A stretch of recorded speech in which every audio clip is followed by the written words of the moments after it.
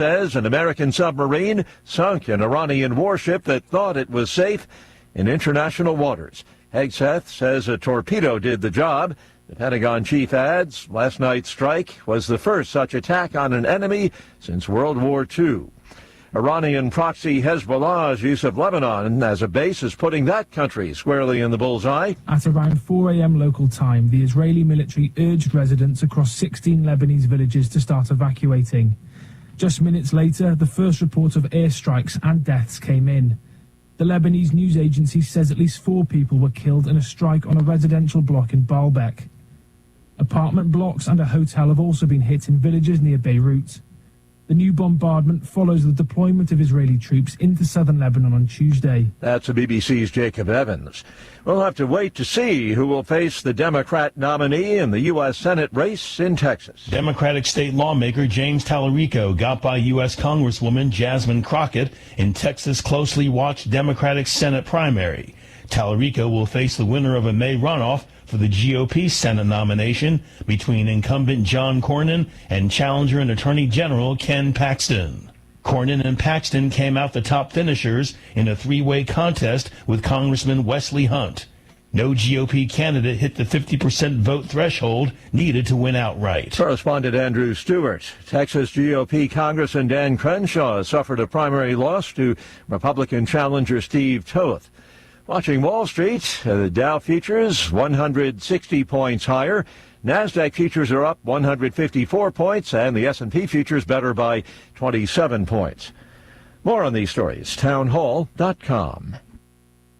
They say timing is everything in the gold and silver markets, and it's true. Dennis Prager here for AmFed Coin and Bullion. Although you can buy at the right time, if you buy the wrong coins, you may not make a profit. When gold was $400 an ounce, many people were talked into buying high-grade old gold and silver collector's coins. Unfortunately, most of the people who bought these so-called semi-numismatic coins, like the $20 St. Gaudens and Liberty Head gold coins, have not broken even on their investment. Incredible, given that gold has risen approximately 525% since then. So while timing is everything, if you buy the wrong coins, the timing simply doesn't matter. Having a dealer who cares about positioning you in the right types of coins or bullion will mean more to your portfolio than anything else. That's why I deal with Nick Rovich and AmFed Coin and Bullion. Whether you're buying or selling, call 800-221-7694. That's 800-221-7694. Or go to AmericanFederal.com. AmericanFederal.com. We are learning more about the half-dozen U.S. service members killed in Kuwait. Defense Secretary Pete Hegseth said the 6 soldiers killed by an Iranian drone strike Sunday were in a tactical operations center. Satellite images confirmed by a U.S. official indicate that center was located in the heart of a civilian port just south of Kuwait City and more than 10 miles away from the main army base. The husband of one of the slain soldiers tells AP the hub was a shipping container-style building and had no defenses. That's raising questions about safety precautions the U.S. had in place as it, along with Israel, launched the attack on Iran, which has responded with retaliatory strikes across the region. Ben Thomas, Washington. And Iranian drone strikes damaged several Amazon Web Services sites in the Mideast, exposing how vulnerable those sites can be. AWS says drones hit 2 data centers in the UAE and another site in Bahrain. News and analysis, townhall.com.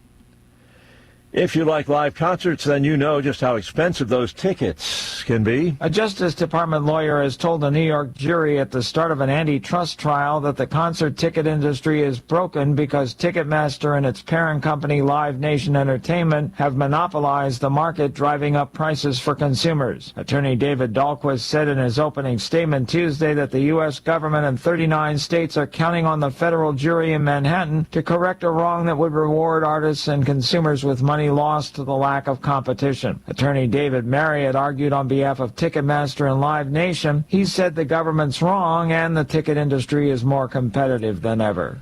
Keith Peters, Washington. New Mexico prosecutors are presenting never-before-seen video depositions of Meta executives. This at a trial focusing on the impact of the conglomerate's platforms on youngsters. More on these stories, townhall.com.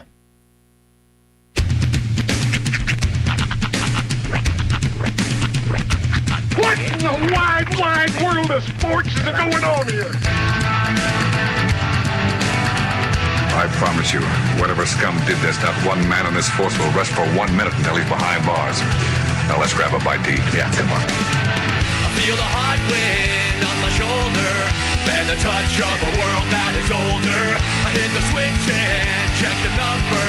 I leave it on and then I slumber.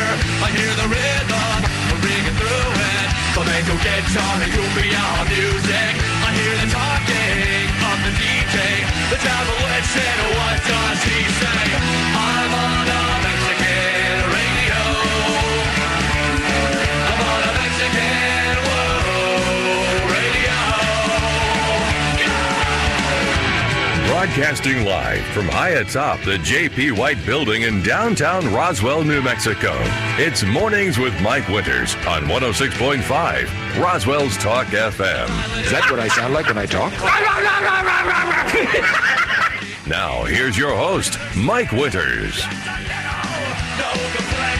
And good morning, one and all. Welcome to Mornings with Mike Winters. I am he. That would be me, Mike Winters. Happy Wednesday, everybody. Ah, yes. Welcome to it. Yes, happy Wednesday. A little cooler today. It is. Must be like our high today is like 73. Nice. That's. And we were pushing upper 80s yesterday. Yeah, it was hot yesterday, just downright hot. It's 70s. That's perfect. Yeah, 73. Yeah, this week's a little on the warmer side, but a little roller coaster.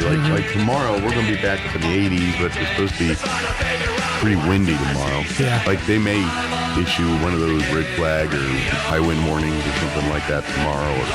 They haven't yet, but I mean those numbers look like we could get some of those. Then Friday, we're going to be like mid 70s at the weekend. We're going to be in the 60s on Saturday. How those rain chances looking, Chief? They all went away. No, Sunday night there's a 20%, and Monday there's a 50%. So the rain chances are getting kind of pushed back a little bit. Monday night at 40%. I'll take a 40. Yeah. 40 and 50. That's I like them odds. Yeah. So we're but yeah, at least there's still a chance. I ain't gonna lie. I was thinking by this time it could be 10% or disappeared, but no, it's kind of still there. Yeah. Yeah.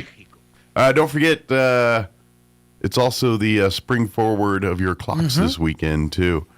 It's that time of year. British Columbia announced that they're going to be springing forward for the final time as of this spring forward. The law goes into effect on March 8th. Yeah. And they're permanently changing the time. Good for them. I wish.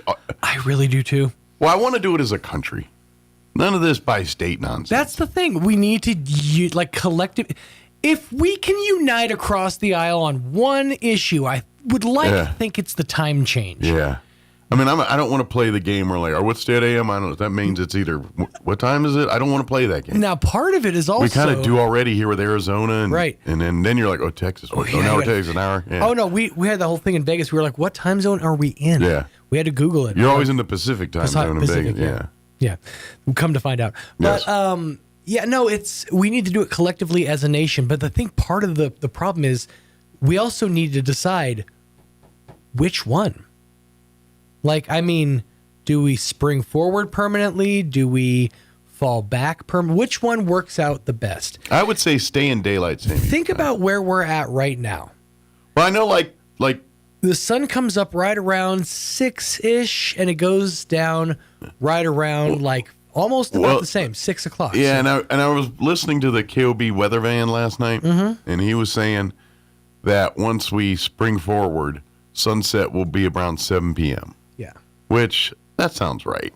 Yeah, that's about what it should be. But yeah. That's also going to be an adjustment period because of the whole, what do I do with all this extra time now? Because we finally got used to it just being midnight at 5:30. You know? Yeah. Well, and that's the thing. So really, it's to me, I really don't care which. Just stick to one and go with it. Mm-hmm. But I'm going to say most people would prefer the daylight savings time. Yeah. It's time slot. Yeah. So that's what we're about to go to. What we're about to go into. Yeah. Right? So. Which. That makes sense. I mean, it's going to push our sunrise back, which I like because I'm I've always enjoyed driving to work in the dark. Yeah. With the exception of new headlights, because with these new dumb, like the halogen ridiculous ones? halogen and LED lights. Yeah, those are just evil. I mean, like I gotta be honest. I think they're a safety hazard more than a I safety agree. asset. Yeah. Yeah, it's like, I mean, they're great. great for you, the looker. You can see through me. Yeah. I'm proud of you for that. But now it's just like that game when you were a kid where you go play flashlight tag. Mm-hmm. You always had that one kid that had like the 7,000 lumen light that you're like, holy cow, and they'd hit that bad boy and you're just blinded. You're blinded and a little sunburned. Yeah. You have that face just like blown back. And you just got like a Brazilian blowout or whatever. Right. But no, that's none of that. But it is indeed that time of year once again. So we're getting into it. I hate the physical action of doing it, especially because I'm like, hey, why don't you jip the work week, not my weekend? Right. Let's move it on a Tuesday at 2 a.m. and at 2 in the afternoon so I can get off work an hour early. It's that Don't be that. Let's take someone else's time. Why is it always my time? It's that same group that argues, it's like, well, how come the Monday after the Super Bowl isn't a federal holiday? Right? I'm on that. I'm team.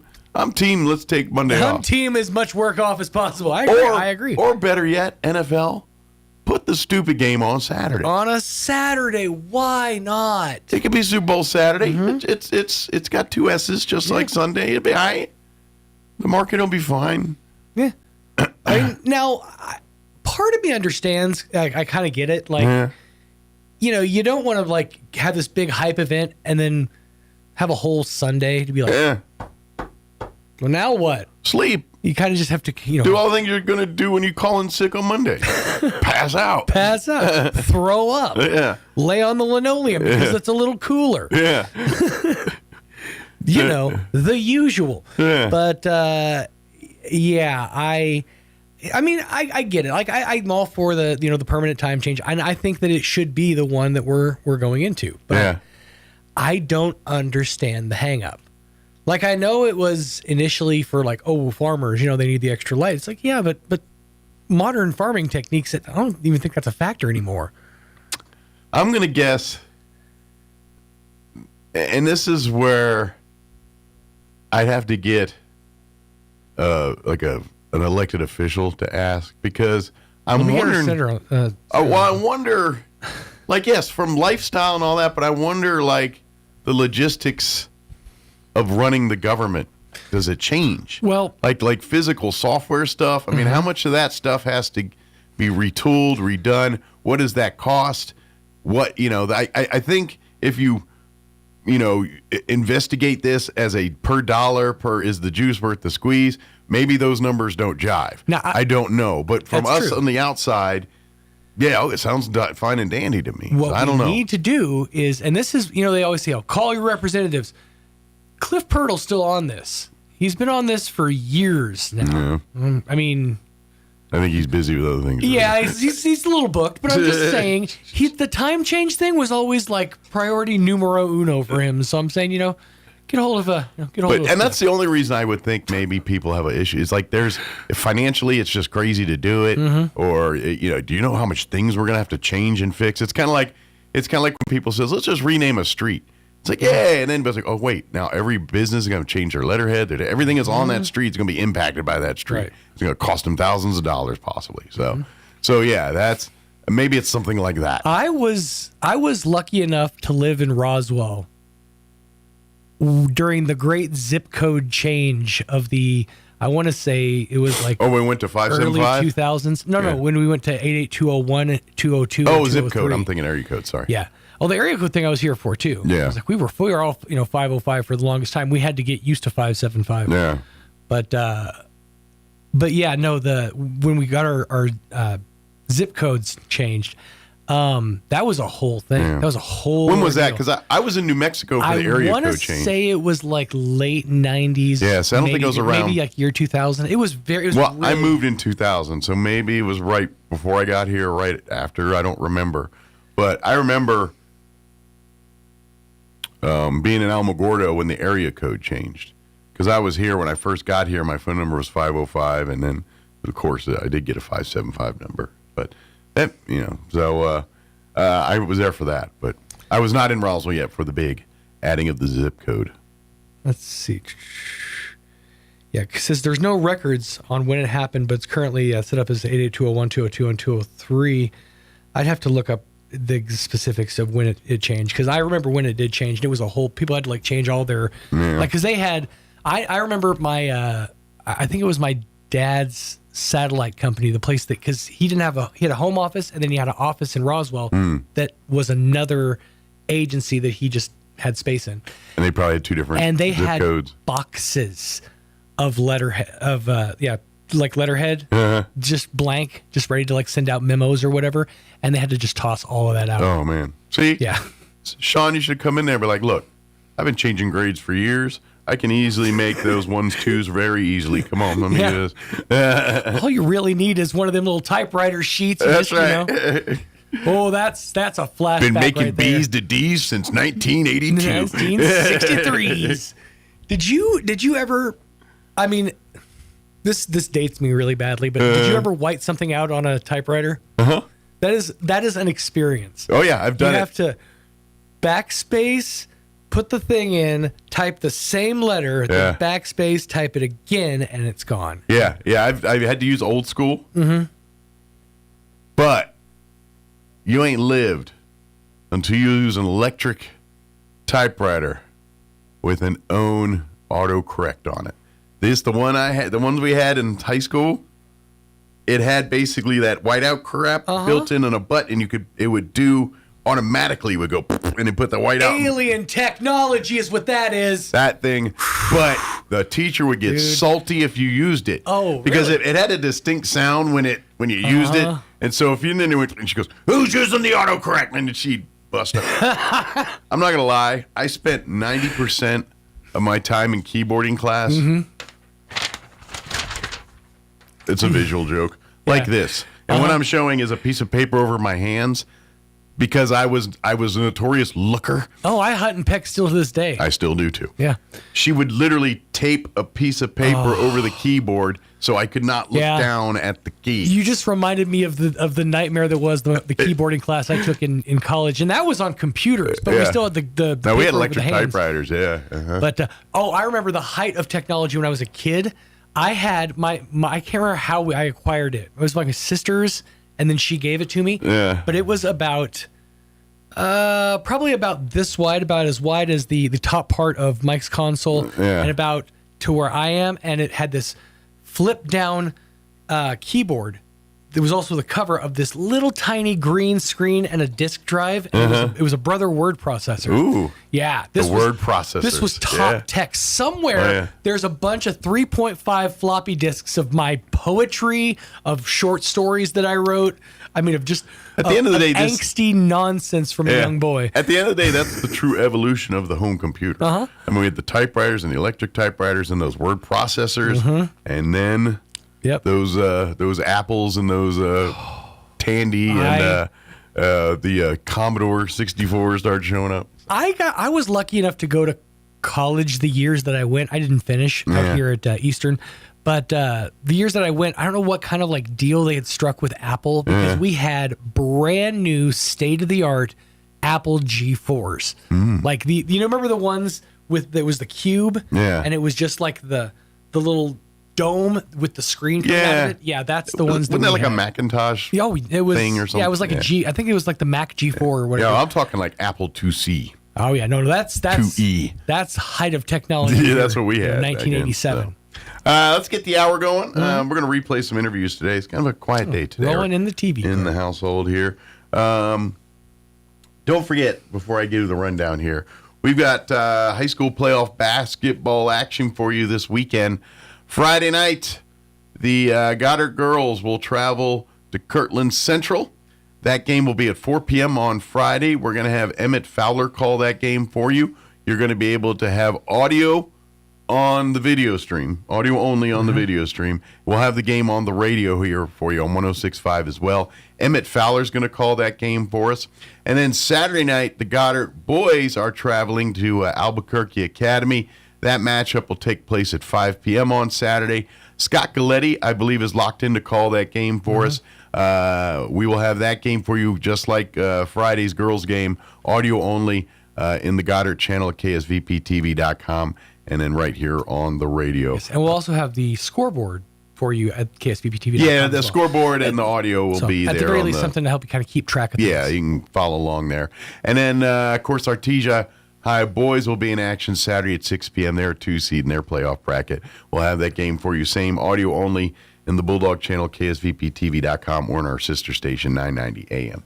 KSVP on the radio there. Thank you for the reminder. Yes. I need to make some opens. Yes.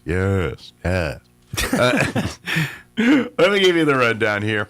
Back on the 19th, we had, there was like no one else here in the building. So I had Joe Torres and Laura Garcia join me from Dion's and promoting their tuna subs. And I can attest they're delightful, but I was pretty much the only one here to enjoy them because these guys were all in Vegas and then Doug was sick. So Doug really didn't eat one. Oh, I was going to say, was he here that day? He was here, but he was sick. And so he was not in an eating mood. I was thinking about it too. I think we were like walking like past Caesars or something. I was like, I think we were supposed to have Dion's this week. So I got to enjoy a bevy of Dion's tuna subs and pickle. I was delighted. I enjoyed the sides. I mean, by the time we got back, there was what, a Thursday, I think it was? Yeah, it was only me, so there was leftovers. Yeah, there was leftovers, but I'm sorry. I don't care how good your tuna is.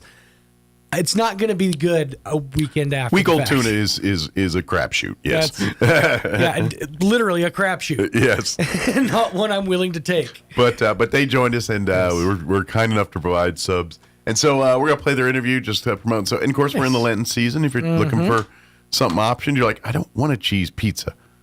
All right, let's get a tuna sandwich. There you go. They got you covered here. So we'll play that conversation here in just a few. Robert Sherman with the Walker Aviation Museum joined us yesterday. Give us an update what's happening there. Excuse me. We're going to play that interview here in the 8 o'clock hour. And then we're going to have our replayer interview with the American Legion folks in the 9 o'clock hour here today. Good. So it is 7:22. Let's go ahead and get you up to date on the weather. As soon as I can find the button. I can never highlight it. It's so hard. There it goes.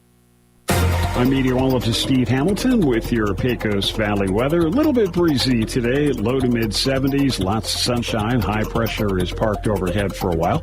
Overnight, a few clouds. We're in the mid-40s, and then we've got gusty wind in the forecast for Thursday, up to 30 miles an hour. Watch out for some blowing dust across the roadways tomorrow. Sunshine, and we're in the low 80s. Sunny on Friday, bit cooler, mid-70s. That's your latest forecast. I'm meteorologist Steve Hamilton. Thank you, Steve. Currently 44 degrees here in Roswell. Humidity is at 63% with winds out of the north at 3 miles per hour. Pretty nice day, a little cooler. I mean, it's not going to be upper 80s like yesterday, but sunny and 73. Winds not too bad, north 5 to 15 miles per hour. They're going to shift to the southeast later today. Partly cloudy tonight. Expect an overnight low of 45 degrees. South winds at around 5 miles per hour. Thursday, it's going to be warmer and windier. They're talking patchy blowing dust after 11. Mostly sunny for the day with a high of 83.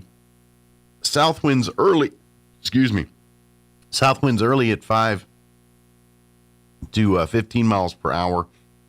But wind gusts 15 to 25 later in the afternoon. Thursday night, mostly clear. Overnight low of 45 with southwest winds 10 to 15 miles per hour. Friday, we're looking at sunny skies and a high of 74. And then cooler for the weekend with some rain chances in the back half. Saturday, mostly cloudy. Early, gradually becoming sunny with a high of 65. Sunny on Sunday with a high of 70. Sunday night, we're looking at a 20% chance at showers, partly cloudy with overnight low of 43. 50% chance of rain on Monday, partly cloudy, 76. 40% chance of rain Monday night, partly cloudy, and 45. All right, 7:24. We're going to take a quick break, then play our interview with the folks from Dion's. Don't go away. The Rocky Mountain Elks Foundation salutes hunters in the role they play in providing critical funding for conservation. Celebrate how hunting is conservation at the RMEF Annual Banquet, Saturday, March 28th, 5 p.m. at the Liberty in Roswell. Log on to rmef.org and go to New Mexico Events for tickets. Get your tickets now. Log on to rmef.org. Celebrate hunters at the Rocky Mountain Elk Foundation Roswell Banquet, Saturday, March 28th at the Liberty in Roswell, 312 North Virginia in Roswell. If you want to install a new roof, you can do it the cheap way or you can do it the right way. Jennifer here from Trustmark Roofing, and one of our customers recently found this out the hard way. He was going to hire us to re-roof his roof, but he found someone to do the job for $2,000 cheaper. Half a year later, this customer called us to re-inspect his brand new roof. Turns out this contractor was not a contractor at all. He had no license and no insurance. The roof was installed incorrectly and never had been passed by the city inspector. We had to re-roof his brand new roof, tear off the shingles and start from scratch. It was the most expensive $2,000 anyone has ever saved. If you need a roof installed the right way, you can trust who your neighbors trust. You can trust Trustmark Roofing for no obligation to the penny quote on your roof transformation. Call 575-755-ROOF. That's 575-755-7663. Trustmark Roofing, we put people first. When you need tough, reliable equipment that gets the job done right, turn to your local Kubota experts. Amigo Machinery in Roswell is proud to be your hometown Kubota dealer, offering a full line of tractors, mowers, and construction equipment, plus genuine parts and expert service and advice. Locally owned and operated and here for you. Stop by Amigo Machinery at 2801 Southeast Main Street in Roswell or call us at 575-624-2026. Amigo Machinery, your trusted local Kubota dealer for all of Southeast New Mexico. This is Melanie from Glenn's Furniture, and I'm here to tell you watching the game from a sorry recliner is not how life should be enjoyed. You could have a power recliner with an adjustable headrest in your favorite spot right now. American built and a solid guarantee are the reasons we stand behind our recliners, and you can be confident in the service we provide. So pull your backsides from that old chair and cheer for your team in style. Come down and see us at Glenn's on the corner of Union and Alameda, where delivery is free since 1953. Hey Roswell, it's Ford Truck Month, and your friends at Roswell Ford are rolling out massive savings on all new Fords and 000. You heard right. During Ford Truck Month, get 0% financing for 60 months, 0 down, and 0 payments for 90 days. Plus, Roswell Ford needs your trade today, so we are willing to overpay. We'll do whatever it takes to get you released from your car, truck, or SUV, even if you owe thousands more than your trade is worth. So you can upgrade to a new Ford for less, with 0% financing for 60 months, 0 down, and 0 payments for 90 days. Roswell Ford has partnered with more aggressive lenders that will push to approve your credit with great rates and terms, even if it's less than perfect.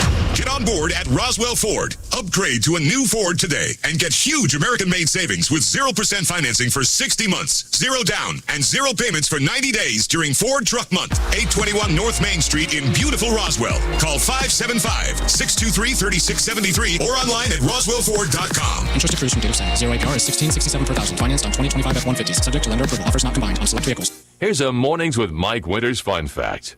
Due to extreme pressure and weather conditions, it literally rains diamonds on Neptune and Uranus. Stop snickering because I said Uranus. Here's Mike Winters. Speaking of Dion, we just happened to be joined here in studio this morning by Joe Torres, who's a general manager of the Dion's here in Roswell, and Laura Garcia as well. And you're one of the managers there too. Community specialist. Let's get that microphone right there. I forgot to tell you that. You get that right there. Good morning. How you guys doing today? Good morning. Thank you so much for having us. Well, anytime you bear gifts, I love people that bear gifts. So of course, Dion's has always been a favorite here for us for, obviously for a long time, but certainly since you guys have called Roswell home for the last, it's been about 6-8 years now. Going on 6 years this June. Time's flying, man. But of course, already known for the best pizza, arguably in the state of New Mexico. When it comes to and everyone has their Dion's favorite, whether it's kind of one of your signatures like your 505, or if it's kind of your own. You go your own way with your pizza, however you do that. One of the things I always tell people is don't sleep on the Dion sandwiches. I know the pizza, and you get enamored the pizza and all that, but then you run out of room, and it's like, go make a specific trip and try a sandwich at Dion's. Maybe pair it with a salad or, cookie or something. But try a sandwich. Now, I've always told people, and I was telling you guys earlier, I fell in love with the turkey. And instead of getting the Greek dressing on it, I asked for the green chili ranch, which, again, a signature of Dion's is the green chili. Yeah. Yep. And so, no offense to the Greek, but it's not green chili ranch. And so I dumped that on there. I literally just right down the middle. And that sandwich is one of the best, my most favorite sandwiches there is like that. It just hits with the bread the certain way, with the meat. But I ain't gonna lie, I'm going to take a stab that if you venture out and try the roast beef or the pastrami or a new limited time sandwich here, the turkey and cheddar, tuna and cheddar, sorry, for, obviously with Lent here and the Easter holidays, people don't eat meat on Fridays and want an option. You're thinking, well, maybe I don't want a cheese pizza or breadsticks or something. I want a sandwich. Exactly. Well, tuna and cheddar, meet your match here. Yeah, definitely. And we have lots of great toppings that can go with it. If you want to spice it up a little bit, we of course have our signature green chili. Well, this is New Mexico. Yes, if you got to have to have it. That's always a staple as a topping for any sandwich. Mm-hmm. Exactly. Yep. And we also have jalapeno. Of course, if you want to go the other way and go a little sweet, we have our beautiful pineapple right here. I never thought of that. That's not, that might work. I never thought of that. I actually tried it with the pineapple yesterday, and it was really good. Yeah. Yeah, I could see that as working. Kind of like, it's like, I'll be honest. When the Hawaiian pizza came out, or the Hawaiian style pizza, I was like, that's blasphemous. I can't put fruit on a pizza. What's wrong with you people? But I ain't gonna lie, as we'll say matured. Yeah. I can appreciate a good ham and pineapple pizza. Yeah. Maybe a little bacon on there with it too. Little pepperoni pineapple. I can appreciate the sweet with the heat a little bit. So I would actually think a tuna salad, tuna and cheddar. I'm leaving the jalapenos off, but I'm throwing in the green chili and pineapple. Definitely. Oh yeah. Me too. And then I ain't gonna lie.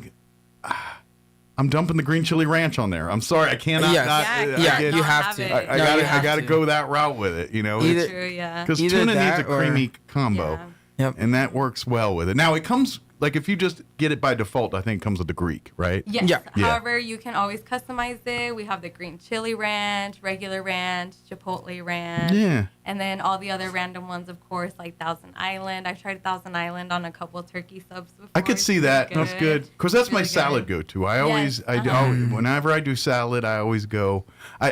Be honest, I love ranch, but not on salad. Yeah, me too. Dip my wings in it or put it on a sandwich all day, but not on a salad. Yeah, definitely. I'm the same way. Yeah, but now that I forget about the chipotle ranch because I get enamored with the green chili ranch. Right. Maybe I need to pick one of those up because I gotta be honest, I've never had the chipotle ranch. Well, we have some today, so we can just leave it with you. I might slip some on this and give it a dance because that's the definite way to go on that. For sure.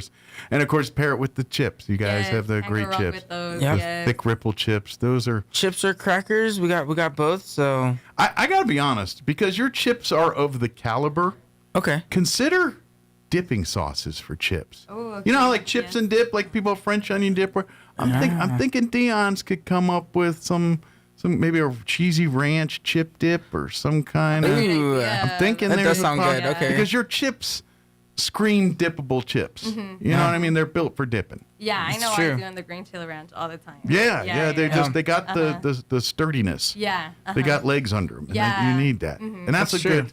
I mean, thin chips are fine, but I like a little meat to my chip. Yeah. I get what you mean. Yeah. And so Dion's got, and then of course save room for dessert. You can get a brownie or cookie or any of the sweet treats or take it home with you. Yeah. That's kind of the move here. And a secret hack: if you ask us to warm up your cookie or brownie, we can definitely do that for you. So if you're feeling a little warm, sweet treat, we can definitely accommodate. That sounds delightful. Yeah. I'm just thinking because in my head I know that's not how you do it. In my head I'm like, hey, run it through the pizza oven real quick. Yeah, we definitely can. And the whole store will start smelling like brownies. Right. It's just like So I love when people ask me to warm up their brownie. Right. Yeah. It's like I'll just do it anyway. Just turn up business. All right, business is slow. Fire up a brownie. Yeah. Right. Not a bad idea. And even though these are on subs, you can also, I mean, our menu's fully customizable. So if you want like tuna on your salad, or if you want I was it about on, to ask that because obviously with the for another thing, if you never slept on, Dion's has amazing salads too. Yeah. But if you want to get a tuna salad version here, we can load up definitely. that. We'll do anything. If you're trying to go carb friendly or something like that. Yeah, we definitely have a low carb sub, and basically it's the sub except you would get it in a lettuce wrap. Okay. I do this all the time with my other subs. Also, just kind of like a secret menu hack that you can ask for at the front, and we'll help you anytime. And I gotta be honest, I'm gonna take a stab that one of the best working lettuce wrap sandwiches is tuna. Yes. Like it just pairs well. So like I'm sure turkey and all that works, but something about the tuna and like the lettuce kind of holding it like a little bubble pocket, slip some cheese up in that bad boy. Yeah, I think that might be all right. Yeah, definitely. Yeah, we with definitely a nice can do that. fresh crunch in there with the lettuce. Yeah, it kind of works. Maybe slip some pickle in there. Yeah, too. for sure. Yeah, and of course all the other pineapple and all right, we're gonna need a bigger piece of lettuce. But definitely now don't get weird, but I'm sure they do it. Like if they're like, hey, throw some tuna on that brownie. I'm just kidding. But I mean, I won't say anything, and we'll do it for you. And yeah, so. I don't think it's going to have the smell effect that one wants.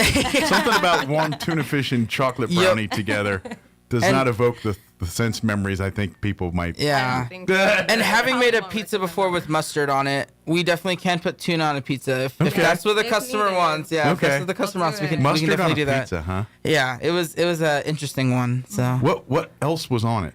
It was basically a pastrami sub on a pizza. They wanted mustard, pastrami, tomatoes. So yeah, I just did it have marinara sauce? Yeah, and all the regular pizza fixings except they wanted to add. Interesting. Yeah. So I don't know how I feel about it. Yeah. I appreciate the creativity. Right. I mean, I can get like my bridge too far is the sauce. Okay. Like I don't know if the marinara sauce is. You're gonna need a creamier base sauce. I don't know if it's more of a Alfredo-y or cheesy, buttery, garlicky sauce or something. And I will say, when I handed it out, the customer looked really hungry and really excited. So I didn't really question it. I was like, he knows what he's doing. Like, let's let him at it. I mean, yeah, every boat has an oar, I guess, or whatever. Yep. Is that the weirdest? Honestly, probably. Yeah. Probably one of the weirdest, yeah. I did have another customer that ordered almost every topping we have. And the pizza was almost like $50, I think, after everything was like charged out. And that was a heavy pizza. So I will say that's like probably took an extra cook time on that one a little bit. Yeah, for sure. That one you're like, we can't stand it. This one's gonna need another rotation. Yeah, exactly. I've seen people take our pizza kits home and do corn on it. Okay. Yeah. Okay. I can see like if you like an elote street corn kind of situation. Yeah. So that I was always curious to try that one. That might not be bad. Yeah. And these will come if you like cold tuna or if you like hot tuna, you can get either or. So it doesn't really matter. Like it's just whatever you have your imagination. So I'm not opposed to hot tuna. Yeah. But I tend to lean cold. Yeah. Me too. You know what I mean? Like I've had like tuna casserole, like a tuna, and that's actually pretty good. Yeah. You know, I like it. I mean, people usually turn their nose up because of fish and noodles and all, but I kind of dig it. Right. But when it comes to tuna salad, tuna melts aren't bad, but I prefer like the sub form. Yeah. So that's a good thing. You can request it cold or toasted, super customizable. So just let us know. We're happy to 6-inch, 12-inch. Yeah. You know, or Low party it up. carb, yeah. Or get it in a salad. Yeah, or get it on a side, eat it with crackers. That's how my family used to eat. Be the theirs, first to request it on a pizza. I'll get so excited if I get that request. So I mean, it can't be that far from an anchovy, right? No, that's so exactly. True, yeah. Although I'm not an anchovy fan, I learned because weirdly enough, I was in the Air Force years ago, and I got like pizza delivered, and it had mushrooms and anchovies. That was the pizza. I'm like, whose pizza is this? It ain't mine. But I was hungry, so I tried it, and no, could not do it. Okay. Well, the problem is once they're on the pizza, they're on the pizza. You can't take them off. No. because you do. It reeks of fish still. It's Exactly. like fish. The fish will not go away. Exactly. And it was a bridge too far for me. Yeah. It was just I like fish. I like pizza. I like peanut butter. I like steak. I'm not putting them together. Just saying. Exactly. You know. Exactly. But these now, these are for a limited time, so you probably got through probably at least another month or so here through the Easter season, I'm guessing. Yes, our last day with these are going to be Saturday, April 4th. Okay. So that'll be the last day for you guys to get a chance to get that. So. Good deal. So you got some time, but come on down to Dion's today. Coming down for lunch or dinner. Don't forget, you can always order through the app. Dion's.com. You can do online and pick up, bring it home, or you can even do it through the DoorDashes and all that stuff and have it delivered right to you and all that too. So awesome. Good deal. And then get and venture out. I know because I do it too. Dion's pigeonholes you, man. You find things and it's like that's my favorite, and then you get that same thing every single time. So put it this way: if you're like, dude, I want to try the sandwich, but I cannot not go to Dion's and not eat pizza. So get a sandwich, but only get a slice of pizza. Don't maybe not get a whole pizza. Because Dion's does it by the slice. Just say, hey, I want pizza, but I don't want a whole dang pizza. Right. Get a slice. And you know what? If there's anybody out there that's not sold on the idea of tuna, just come up to this register, ask for a sample, and I'll be happy to give you like a little chip with the sample. I'm a tuna guy. Yeah, that way you guys can try it, and you guys don't have to, get your money out of pocket, and you can still get a pizza that you like, and then you can still try out the tuna. And if you like it, come back the next day. Come back the next day and you get can a have sub, every day so. now through April 4th. Exactly. Exactly. That might be a little overdoing it. Of course, you might be the healthiest. Imagine 30 days of nothing but tuna. Right. That's got to be good. Hey, I mean, Good protein. well, I mean, there's a bad variety there that might throw some vegetables on your sandwich, but but that's got to be healthy. 30 days of tuna, right? That's gotta feel like cholesterol is going to go down when you do that kind of thing. So, good deal. Is there anything we missed, guys? For any elementary schoolers listening, if they would like to come see us at Dion's for tours, we now do a tour program. Okay. Nice field trip opportunity Absolutely. for the schools. It's $6. They get a Dion's T-shirt. They get a tour of the kitchen. And they get to learn how to make a pizza and a few other cool concepts. I imagine there's snacking will be involved. Oh yeah. Meals included in the tour. Yes, sir. And of course, don't forget that Dion's does their hiccups. Their community nights. Yes. And on average, it's about once a month. They'll have a designated evening between the hours of 5 and 8 p.m. And there'll be most times it's a school organization, but sometimes it's a civic group or something. And anytime you eat, whether it's in the restaurant or online or through the app or anytime, a portion of your meal cost goes back to that organization. And we make it super easy. You don't ever have to present a flyer with a name on it, with the organization's name or anything like that. It's just automatic. Everybody sells between 5 and 8 goes back to the organization. So that's really cool. Cool way to get the community involved, regardless if they're with the group or not. So Absolutely. We really enjoy those. So please reach out and come out. So come by for lunch today and then ask more about some of the community stuff if you want to get involved there too. Good deal. So even if tuna's if tuna's a bridge too far, then then try pastrami. Try roast beef or okay, go back to eating pizza. We appreciate all forms. Absolutely. So. Or Awesome. say salad. Say I'm going to eat healthy and get a salad. Put it this way: first timers do not get the family size unless you're feeding 10 people. All right, unless you're ready to eat salad for a week. Yes. That's go with the one size smaller. Just a pro tip. So, thank you guys. Thank you for lunch. Appreciate it. Of course. Thank you guys. I'm gonna. My next guest is in trouble because I'm going to be distracted for the next 20 minutes here. So we do appreciate you. But thank you guys. Thank you. We'll guys. see you next time. Yeah, thank you. All right. Shout out Store 20, y'all. There we go. All right. Boss is coming. Get back to work. Actually, they got some weird pizza going on in there. It's like, all right, we got a new one. It's got tuna on it. Yeah. Tuna, banana peppers. That's funny. So, could be Jekyll and Hyde going on in there right now. So thank you guys. We'll see you next time. All right, thank you so much. All right, it is.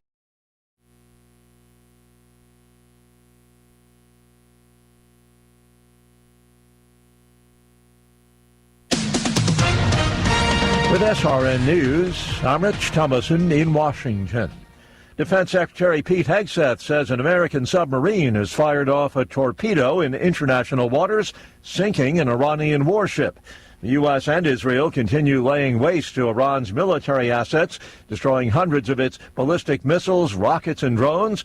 In the words of CENTCOM Commander Admiral Brad Cooper, in simple terms, we're focused on shooting all the things that can shoot at us. Anxious travelers who had been stuck in the Middle East at the outset of the conflict are telling some fairly dramatic stories of their escape from the region. And gasoline prices have spiked amid the showdown with Iran. AAA's national average for a gallon of gas up 9 cents since yesterday. Watching Wall Street this morning, the Dow futures are now up 14 points, while the NASDAQ futures are ahead 74 points. More details, srnnews.com. The porn industry has always been first to new technology. Home video in the 70s, VHS in the 80s, streaming into the new millennium. Every single time, porn got there first. Same with AI, until now. I'm Kim Commando for ImproveLife.com. I created GLP-1 support to manage cravings, support metabolism, and keep blood sugar on track. Find out more at ImproveLife.com/Kim. Right before Christmas, The Economist ran this headline: AI is upending the internet. Synthetic smut will soon flood the web, bringing new opportunities and perils. Fast forward to this week. PC Mag says that AI porn chatbot business is done. AI-generated porn, also done.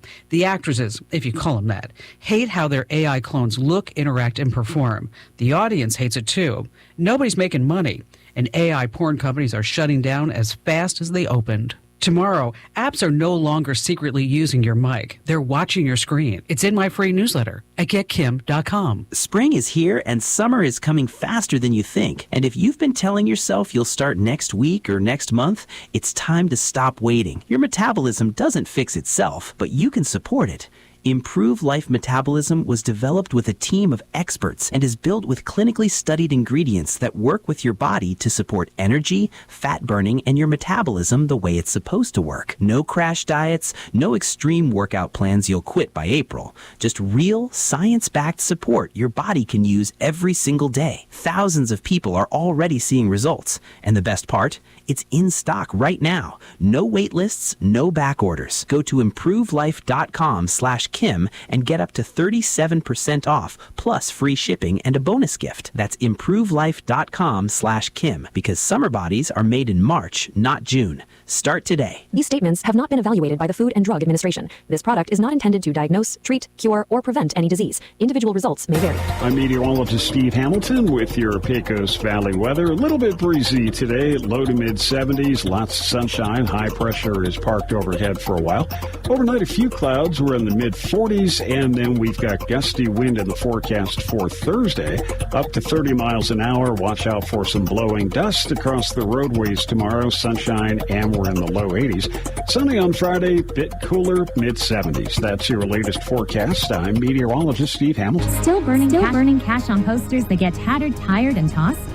Turn heads with vibrant LED posters from DSI. Plug and play with custom updatable graphics. Showcase a single showstopper or link several for a seamless video wall. For over 27 years, DSI has helped New Mexico businesses communicate smarter with printers, IT support, AV, and more. Ready to elevate your message and cut costs? Call 888-386-7834 or visit DSINM.com today. Sports Report. Yeah, it's time we start talking a little baseball. The baseball season has already begun for the Roswell Coyotes and Goddard Rockets. In fact, Goddard swept Farmington on Saturday, 5-0 the first game. Lucien Betancourt with the win, and then beat the Farmington Scorpions 13-3 in the nightcap. Cameron Brown with 2 doubles, Jaden Fuentes with a home run. Last year, Goddard was 14-15 overall, but advanced all the way to the state semifinal round. Roswell, meanwhile, played a couple of games on Saturday, splitting with Alamogordo, winning the first one 6-0 and then falling 8-2 in the second. On Thursday, tomorrow, they'll play at the Alamogordo tournament against El Paso Da Vinci. It starts at 3:30. They're also slated to play Valencia on Friday, the opponent on Saturday, to be determined. The Sports Report brought to you by DSI. Call DSI for all your office technology needs. I'm Eric Butler at Roswell Talk FM 106.5. With the Wall Street Business Report, I'm Bill Alexander. The average price for a gallon of gasoline has jumped 11 cents to about $3.11 a gallon. That's according to AAA. And the prices are expected to go higher. Gas prices were already rising before the U.S. launched strikes on Iran as refiners switch over to the summer blends of fuel. Airline stocks in Asia and Europe extended losses on Tuesday as the United States and Israeli air war against Iran escalated. Target is investing another $2 billion in its business this year as it tries to turn around a persistent sales slump. General Motors is restructuring how its U.S. dealers sell used vehicles, a bid to compete better with fast-rising online sellers like Carvana. It is dissolving a long-standing program that helps its dealerships sell used cars with General Motors-backed warranties. Instead, it is asking retailers to move their pre-owned vehicle operations under General Motors' Car Bravo brand. For the Wall Street Business Report, I'm Bill Alexander in Washington. Jennifer here at Trustmark Roofing and Windows. And did you know that we get a bunch of service calls per year from people who didn't even hire us? That means they originally hired someone else to replace their roof, windows, or gutters. Then later, when a problem popped up, they tried to call their contractor back to help, only to find out that the contractor has ceased to exist. They're gone, done, out of state, out of business. At Trustmark Roofing and Windows, we have serviced southeastern New Mexico for 20 years. As a second-generation contractor, we have serviced our area through many major hail and windstorms. We have customers who are the kids of customers that we've serviced many years ago. We will be here when you need us, period. For roofing, gutters, or windows, visit trustmarkroofing.org or call Trustmark Roofing and Windows 575-755-ROOF. That's 575-755-7663. Trustmark Roofing, we put people first. Artesia General Hospital presents ways to keep your home healthy this winter. Picture it, your home on a cool evening. The heater's humming, the family's cozy, and everyone is staying healthy because you planned ahead. Start with flu shots for the whole family and remind the little ones, washing hands is a superpower. Next, balance those holiday meals. Add roasted veggies, swap sugary drinks for water, and enjoy rich foods in smaller portions. And while you enjoy that warm indoor air, remember, your skin needs care too. Moisturize daily, run a humidifier, and drink plenty of water. A healthy home makes for a joyful season. These healthy living reminders are brought to you by Artesia General Hospital, ready to help take care of you and your family. You can buy all the furniture you want, but can you accessorize? This is Melanie from Glenn's Furniture. Transform your home by adding chic lamps, accent chairs, and unique statement piece artwork everyone will love and appreciate. Why live with basic walls and no ambience? Turn boring into colorful and pull that design genius from the depths of your heart. Your home will thank you, and so will we. Come see us at Glenn's on the corner of Union and Alameda, where delivery is free since 1953. Here's a Mornings with Mike Winters fun fact. Men are 6 times more likely to be struck by lightning than women. That's because men are 6 times more likely to wear a tinfoil hat in a thunderstorm. Here's Mike Winters. And good morning. It is 53 minutes after 7 o'clock. Stay tuned next hour here about 8:15 or so. We're going to replay our interview we had yesterday with Robert Sherman from the Walker Aviation Museum. Just getting an update there. Of course, their hours have expanded just a wee bit right now, as in case you haven't heard, United Airlines now has added a flight to the schedule there at the airport. Now they got, of course, the American Eagle goes from here to Dallas, but now we have the United flight that goes from here to Denver. So that kind of alters the flying schedule a little bit there. So we talk about that next hour. I do want to remind you, dinner's covered this Saturday. The Roswell High Band. It's actually technically the jazz band's fundraiser, but it benefits, I think, all the band in general. It is their Noodles and Notes night this Saturday night from 6 to 8:30 p.m. At Roswell High School in the Commons area there. Mm-hmm. If you would like to get a ticket, all the proceeds go back to the Roswell High Jazz Band. You can shoot an email, president at rhsbandboosters.org. You can also, if you know a band member, they've got tickets. You can also, if you're a Facebook user, they've got a Band Boosters Facebook page or the RHS Band. Either one of those, if you shoot a message to one of those, someone will reach out and get you a ticket. Yes, they will. Yeah. But there'll be music and it's noodles and notes. Yes. So there's gonna be a spaghetti meal, delicious, and then the mariachi band and jazz band, I think, will be doing various performances for the evening and things too. I'm very much looking forward to an evening of serenading and of course delicious noodles. Yeah, absolutely. I am a spaghetti fan. I do like spaghetti. I dip a toe. I'm a pasta guy in general. 100%. Yep. But there's nights where I'm like, no, I want spaghetti. Mm-hmm. It's just it warms a certain part of you. For me, it's a family recipe. Is my mom always made a very specific kind of spaghetti that she doesn't really make anymore. She sort of like passed that recipe on to my sister. And so it was funny. We were just talking about this the other day. Me and the kids were there. And Hunter agreed with me. He said, "You're right. Your sister does make really good spaghetti." I'm like, or your Aunt Penny. Your sister. Yeah, he said your sister. It just caught me off guard. It's like, I was like, Aunt Penny makes it. Yeah. I've always, I'm kind of a all's on the table for me. Mm-hmm. But generally when we're at home making spaghetti, what we'll do is we'll get like the spaghetti sauce, whatever, and then we get like a pound of ground beef and mix it in there. Yep. However, I'm not opposed to making meatballs and then putting them in there. I'm okay with meatballs personally, though. I like a sauce with meat in it. That's my preference. I do prefer mushrooms to go in there too. I will say this: I haven't done it, but I'm going to in the near future. I've been watching so much of that The Big Bang Theory over the years, and if you ever watch that, one of Sheldon's favorite dishes is when his mom makes spaghetti with hot dogs cut up in it. And I'm not going to lie, there's been a night where I think I want to make spaghetti with hot dogs cut up in it.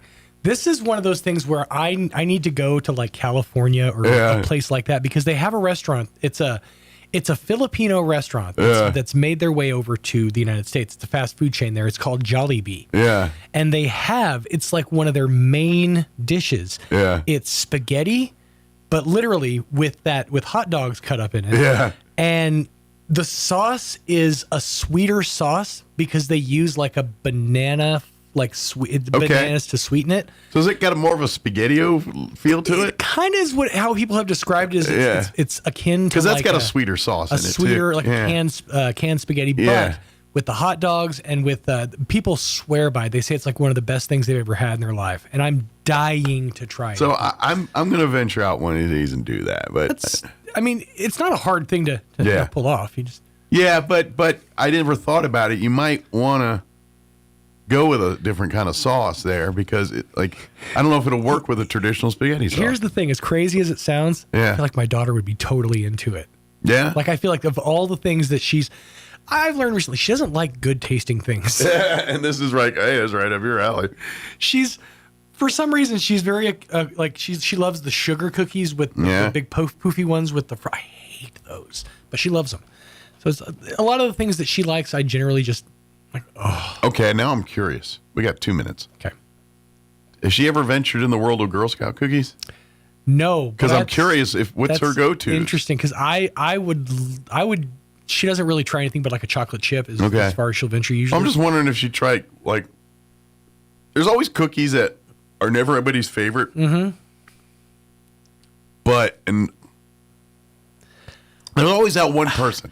I like the most plain cookie they have. And she doesn't have. I bet she would probably like the tagalongs, whatever just the shortbread ones. Yeah, I don't know. I think the tagalongs are the one with the peanut butter. Yeah. But whatever the trefoils or whatever the ones that are just the shortbread. I think she'd probably dig those. Yeah, that's what I'm wondering if she would like the. No one picks those. She likes a plainer cookie. However, 90% of people pick Thin Mints or the Caramel Delight or whatever they're called. I picked up a box of box of Samoas. Yeah, Samoas. Caramel Delights over the weekend, and I then ventured into the store, walked down to the cookie aisle, and there was the exact same cookie for like $4 less. Wow. And way more cookies in the pack.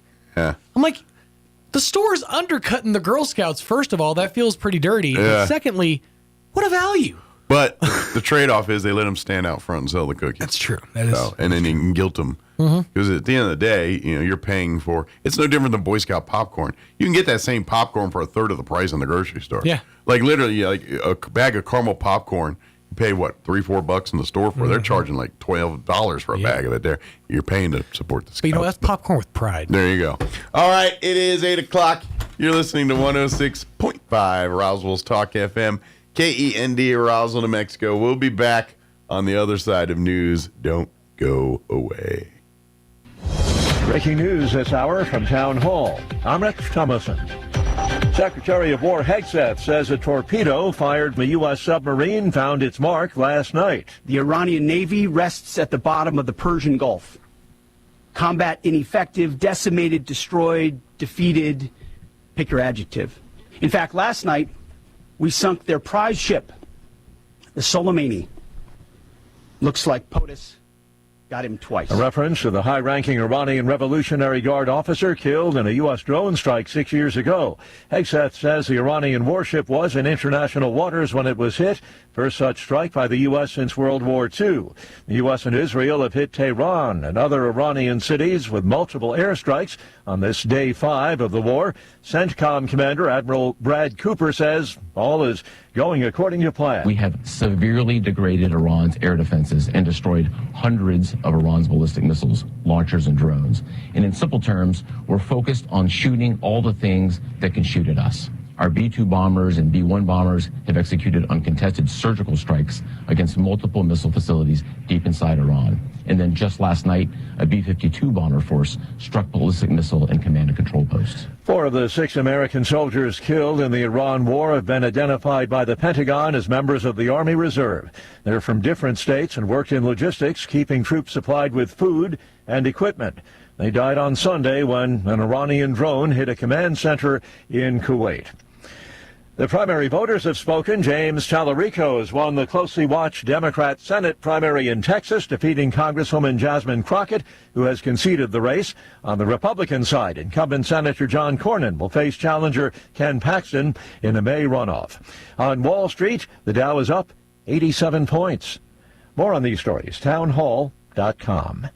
Here's an important message from the Diabetes Solution Center. Do you like pricking your fingers to test your blood sugar levels? No one does, but it's important to maintain your health. And now, by wearing a small remote device called a continuous glucose monitor, or CGM, you don't need to prick your fingers anymore. It's easy to use and helps you make more accurate diabetes treatment decisions. If you are testing your blood sugar 3 or more times daily, injecting insulin, or using an insulin pump, call the Diabetes Solution Center right now. And if you have Medicare or most major insurance coverage, you may be able to get a new CGM at little to no out-of-pocket cost. Shipping is free, and we'll even bill your insurance company for you. If you are testing your blood sugar 3 or more times daily, injecting insulin, or using an insulin pump, call the Diabetes Solution Center right now to learn how to end the painful finger sticks and get your own continuous glucose monitor, or CGM, at little to no out-of-pocket cost.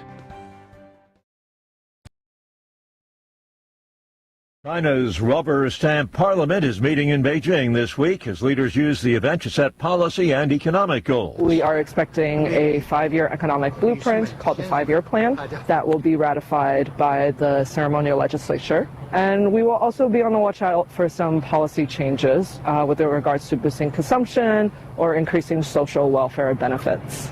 Now, these 2 sessions are they were once known as a site of discussion for policy debate. But these days, that space has shrunk under President Xi Jinping's consolidated control.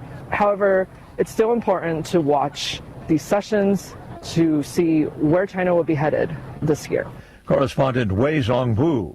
Elon Musk set to take the stand. A shareholder trial in San Francisco is accused of making false, misleading statements prior to his purchase of the social media platform in 2022. Townhall.com.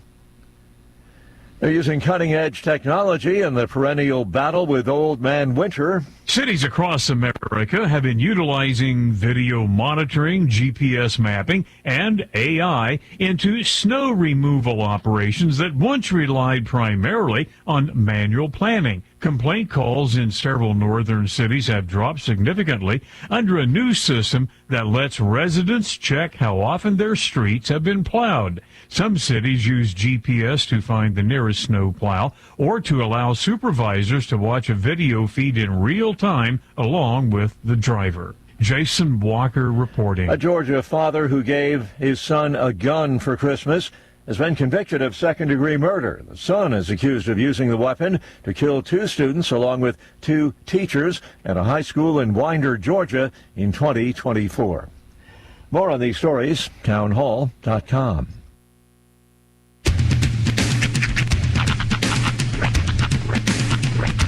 What in the wide, wide world of sports is going on here? I promise you, whatever scum did this, not one man in this force will rest for 1 minute until he's behind bars. Now let's grab a bite to eat. Yeah, come on. I feel the hot wind on my shoulder and the touch of a world that is older.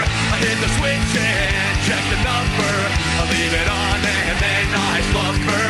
I hear the rhythm ringing through it. Flamenco guitar and cumbia music. I hear the talking of the DJ. The devil listen, what does he say? I'm on a Mexican radio. I'm on a Mexican radio. Broadcasting live from high atop the J.P. White Building in downtown Roswell, New Mexico. It's Mornings with Mike Winters on 106.5 Roswell's Talk FM. Is that what I sound like when I talk? Now, here's your host, Mike Winters. And good morning. It is 6 minutes after 8 o'clock. Welcome to hour number 2. Mornings on Mike Winters right here on 106.5 Roswell's Talk FM. Happy Wednesday, everybody. Ah, yes. Welcome to your halfway day. Right in the smack dab middle of it. Right. Gotta tell you, Mike got me all turned up for something your last hour. Yeah, it was my fault, but I saw a post where some guy was kind of bagging on Texan Kolache. That feels like a top tier troll because they're just like, let's just set the internet on fire for a quick minute. Let's take people who are very proud of the things that they are proud of. You got Buc-ee's, barbecue, and some amazing breakfast foods called kolaches. Yeah. And I was kind of like, and then I was thinking, wow, that's got to be I've never heard someone say they disgusted by kolache. Kolache? I mean, of all things. I mean, I'm maybe not a meat eater, not into it, okay, but how could you not like meat, sausage, wrapped in dough? I mean, look, I'm not sitting here saying that it's comparable to like a Texas brisket or like, a rack of ribs. Yeah. But it's got its own special place. It's good.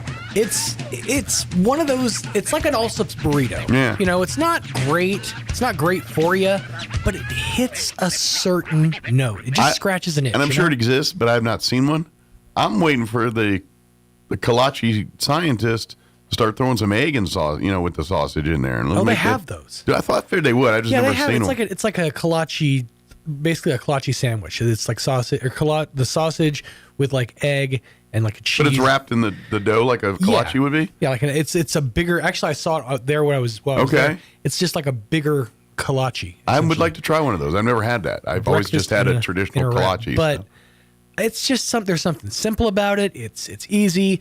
I'm going to hurt like a son of a gun in about an hour and a half from heartburn, but it's just worth it. Now I will say this, because it's based off German. The German influence in Texas. That's why kolaches are big. So it's a German thing. Really, it just got adopted in Texas. Kind of like Royal Crown whiskey. Mm-hmm. It's a very Canadian whiskey, but they marketed it hard in Texas. Right. Way back in the day. And now it's pretty much the official whiskey of Texas. Mm-hmm. But anyway. But I will say this. I have had technically other versions of the same thing that there's variations that like I will tell you this, those Dutch Quakers and Amish folks, oh boy, they don't call them kolaches. They've got like a Dutch thing. It's like a sausage roll. But what? And the difference is theirs is more. It's not like poofed in like it. Like and some of them they'll use like pretzel dough, and then wrap it around, and they'll have different sausages. Like they'll have some locally made sausage they wrap these bad boys in. Some are more hot dog like, and there's a lot of love in those. And I will say, that's like a kolache, but mama style. You know what I'm saying? That's the thing. When you your whole life revolves around I do this. This is my task. Yeah. You put everything you have into it, all your love, all your care, and you can taste every little bit of that. That's I love that concept. But to kind of poop on the concept, I'm like, dude, it is a very efficient, tasty way to have breakfast. It's just fantastic. What do you not like the taco? Right. Do you not like a sandwich? I'm sorry. A hot dog? Is this not messy enough for you? Yeah. I can't enjoy a brisket sandwich the way I like it whilst driving. Look, and I might alienate a few people here. These are the same people. And look, it's pretty to watch on a video.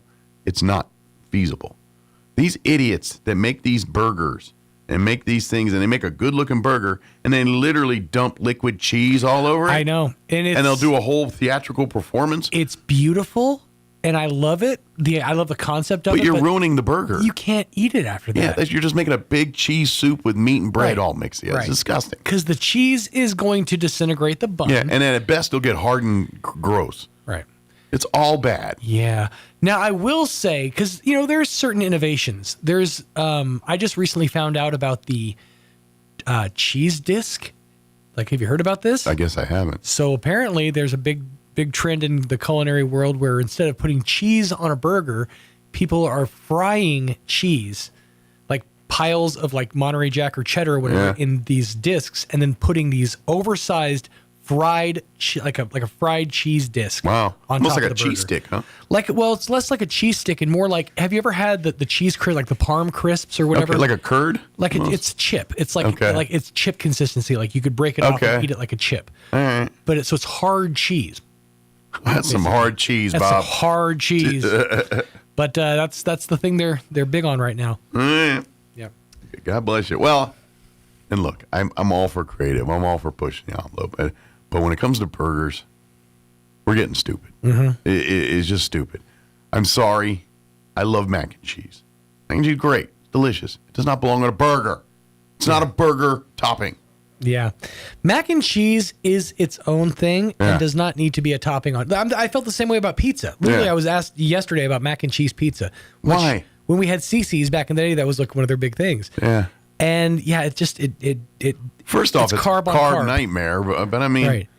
But it's different dough consistencies because you have crispy dough with the pizza, and then you've got the chewy dough of the noodle, and it's not a good combo. And I'm not trying to be a bougie. We're being real food pessimist this hour. But I mean, and this is at the end of the day, why we have professional people that cook and design meals versus you and I just like, look, I'm that guy too. I've literally all right, what 6 things I got in the cabinet? All right, we're going to make something. It could be weird, but it might be all right.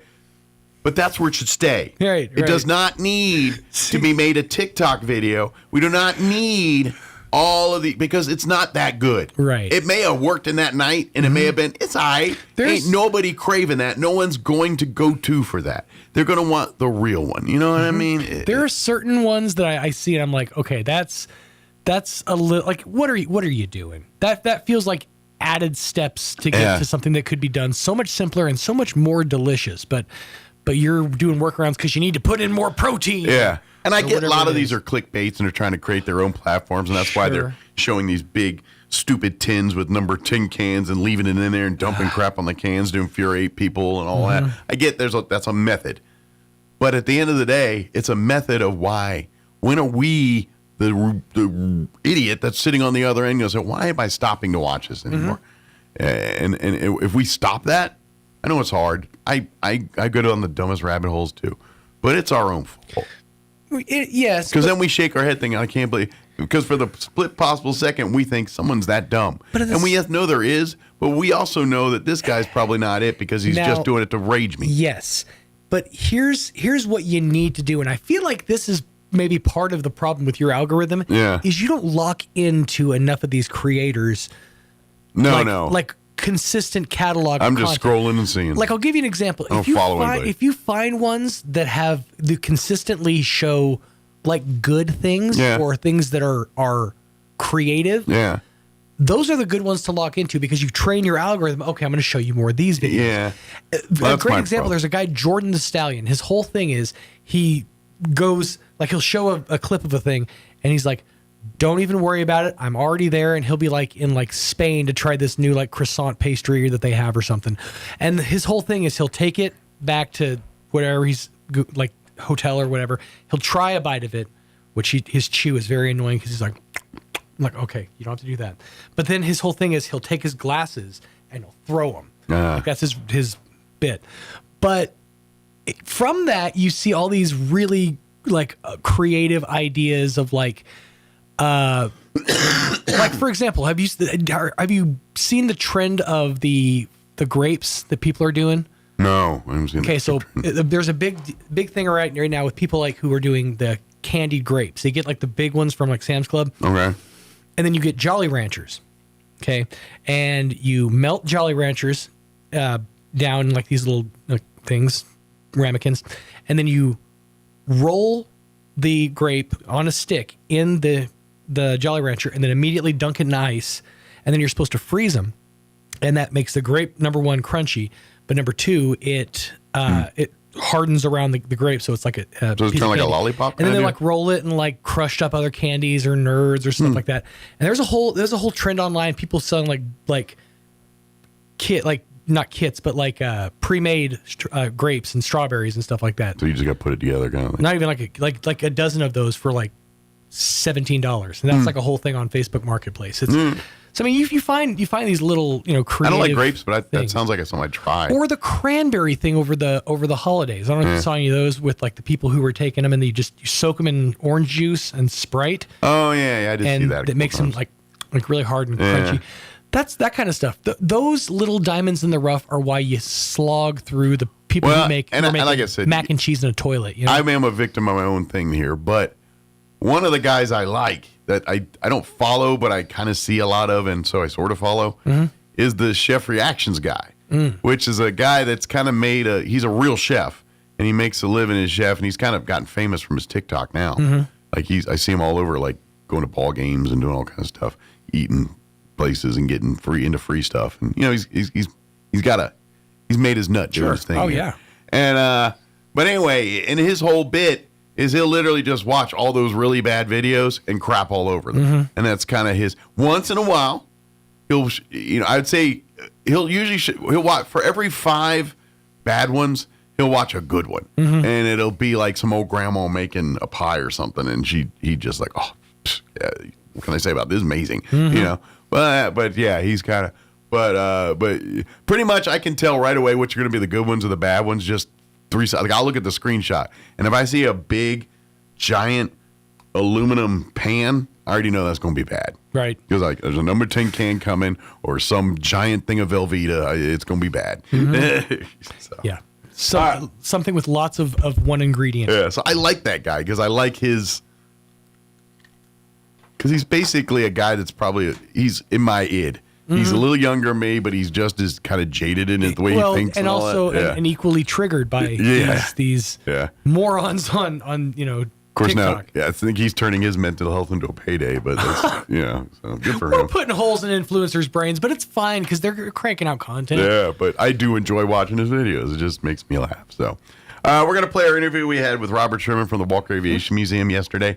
So I probably need to shut my hole so we can get that interview in. Before we do that, though, let's get you up to date on the weather. I'm meteorologist Steve Hamilton with your Pecos Valley weather. A little bit breezy today, low to mid 70s, lots of sunshine. High pressure is parked overhead for a while. Overnight, a few clouds. We're in the mid 40s, and then we've got gusty wind in the forecast for Thursday, up to 30 miles an hour. Watch out for some blowing dust across the roadways tomorrow. Sunshine, and we're in the low 80s. Sunny on Friday, bit cooler, mid 70s. That's your latest forecast. I'm meteorologist Steve Hamilton. Thank you, Steve. Currently 51 degrees here in Roswell. Humidity is at 50% with winds out of the north at 13 miles per hour. Sunny and 73 today with north winds 5 to 15 miles per hour. Tonight, partly cloudy with an overnight low of 46. South winds at around 5 miles per hour. Tomorrow, going to be windy. A little warmer, too. But expect patchy blowing dust after 11. Mostly sunny with a high of 83 tomorrow. Winds will be out of the south early, 5 to 15, but the winds will pick up 15 to 25 by tomorrow afternoon. Tomorrow night, mostly clear with an overnight low of 46. Southwest winds 10 to 15 miles per hour. Friday, sunny and 74. West winds 10 to 15. And then for the weekend, mostly cloudy to begin your Saturday, but then gradually becoming sunny, cooler with a high of 65. Sunny highs near 70 on Sunday. And then Sunday night into Monday, we're looking at rain chances. A 20% Sunday night. But Monday, a 50% chance of rain with a high of 76 and a 40% Monday night. So we'll see how that shapes up. All right, 8:20, quick break, and then our interview with Robert Sherman from the Walker Aviation Museum. Don't go away.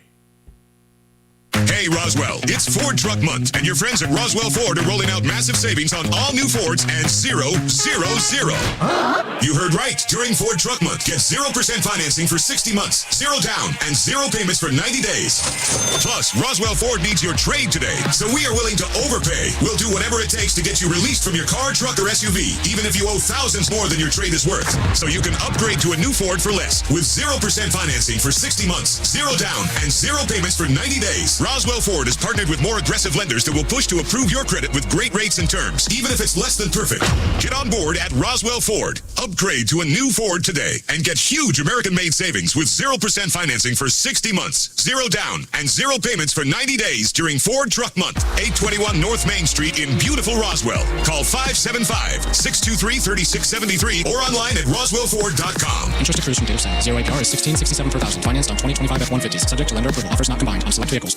You've got questions about college? Eastern New Mexico University has the answers. Join us Saturday, March 21st for the Spring Open House in Portales. It's your chance to meet faculty, talk to current students, and learn more about financial aid, housing, and more. We'll have plenty of awesome door prizes, including several $500 scholarships. Don't just leave with a pamphlet, leave with a plan. Come experience ENMU in Portales. Register now at enmu.edu/open house or call 575-562-2178. Missing a tooth or several teeth can be a physical, social, and mental inconvenience in your life. A dental implant just may be the ultimate solution. Maupin & Brown Dentistry is one of New Mexico's most experienced implant providers, serving thousands of patients who are delighted with the results. Call Maupin & Brown for a free evaluation today, 575-208-0977. You will be surprised at how affordable implants can be. Maupin & Brown Dentistry, your choice for experienced, state-of-the-art dentistry.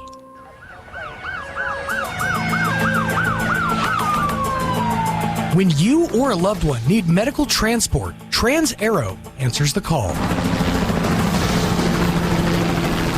Trans-Aero Medevac operates 3 rotorcraft bases and 1 fixed-wing base in southeastern New Mexico, allowing them to respond quickly to emergencies across diverse terrains. Their fleet extends coverage deep into New Mexico and West Texas, including Artesia, Carlsbad, Roswell, Ruidoso, Midland, Lubbock, and the surrounding areas. Ready to answer the call when every second counts. Trans-Aero Medevac, proudly serving southeastern New Mexico and West Texas. Flown for free, thanks to the partnership from the City of Artesia and Trans-Aero Medevac. Life support by air. Here's a Mornings with Mike Winters fun fact.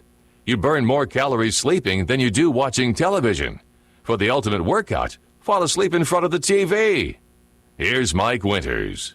In studio this morning from the Walker Aviation Museum, Robert Sherman back with us. Good morning, sir. Hey, Mike.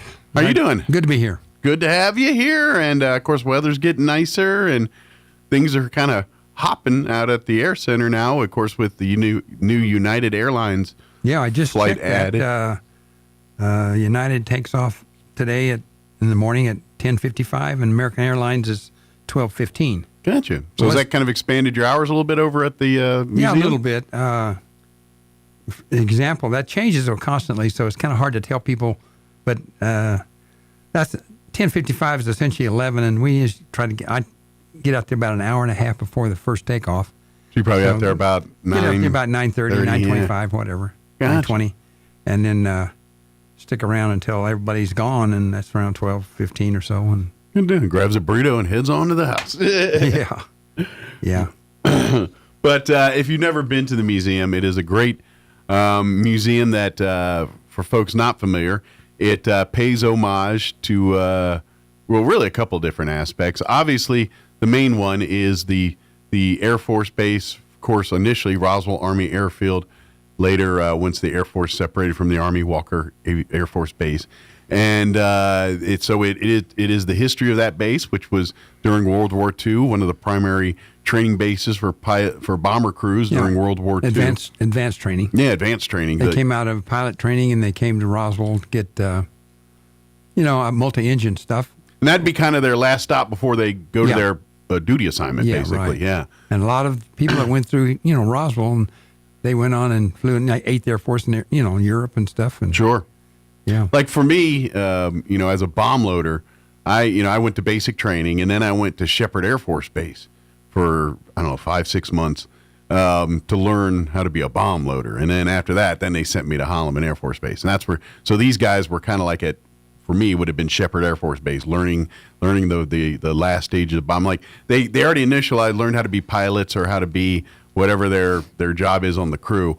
Now, once they get to Roswell, they're learning how to be the bombing, how to make that aircraft a weapon of destruction. Right. Yeah, because the AT-11, for example, that they trained in, they could also train bombardiers in that at the same time. So they did train bombardiers and pilots here. And if I remember correctly, World War II, right at that time, that was like some huge advancements in bomb sighting technology was being made at that time. Site, yeah. And so it was really a game-changing time for bomb crews and things with the addition to that site. They could, it provided so much more stability, accuracy, and everything else as far as getting bombs on target here. So yeah, there was a lot of training in that. Now that you bring that up, the Norton bomb site was, really accurate, but under certain circumstances, if you're really high when you drop the bombs, like in B-29s when they were flying over Japan and stuff, they were up above the jet stream. So accuracy they were looking wasn't at, like, okay, there's the Norton bomb. This where we exactly drop the bombs right now, and then the bombs drop out, and then you blink, you missed 1,000 feet later, 2,000 feet later, it whips through the jet stream that may be going horizontal. Yeah. And you can't fight Mother Nature when it comes to that stuff. But at the same time, the United States in World War II, if you one of the books I recommend to read is The Bomber Mafia. Bill Owen's brother, who was a retired 3-star general, he was in the museum one time, and I just thought he was a guy that Bill was just hanging out with. Mm-hmm. He said, you need to read The Bomber Mafia. It's about the guys out of Maxwell that used the Norton bomb site and were trying to say this is exactly how and what targets you should hit in Germany to minimize, civilian injuries, but get the war over. Gotcha. Yeah, and so the Bomber Mafia talks about that group and did mention General Walker in there, but General Walker Air Force Base was part of that Bomber Mafia group that came up with the Norton bomb site, and this is how we should bomb. And then along comes LeMay when when he was out in the Pacific. Yeah, and they weren't doing too well with their high altitude bombing with precision stuff, so he said, let's just drop on down to, maybe 10,000 feet above the ground instead of way below the jet stream, and let's get incendiary bombs, and we're going to just take out those one city at a time with fire bombs. So anyway, that's kind of what the Bomber Mafia is about. Gotcha. How they kind of want to do this, but it's kind of an interesting history of World War II and the bombing part of it. A lot of ingenuity. Yeah.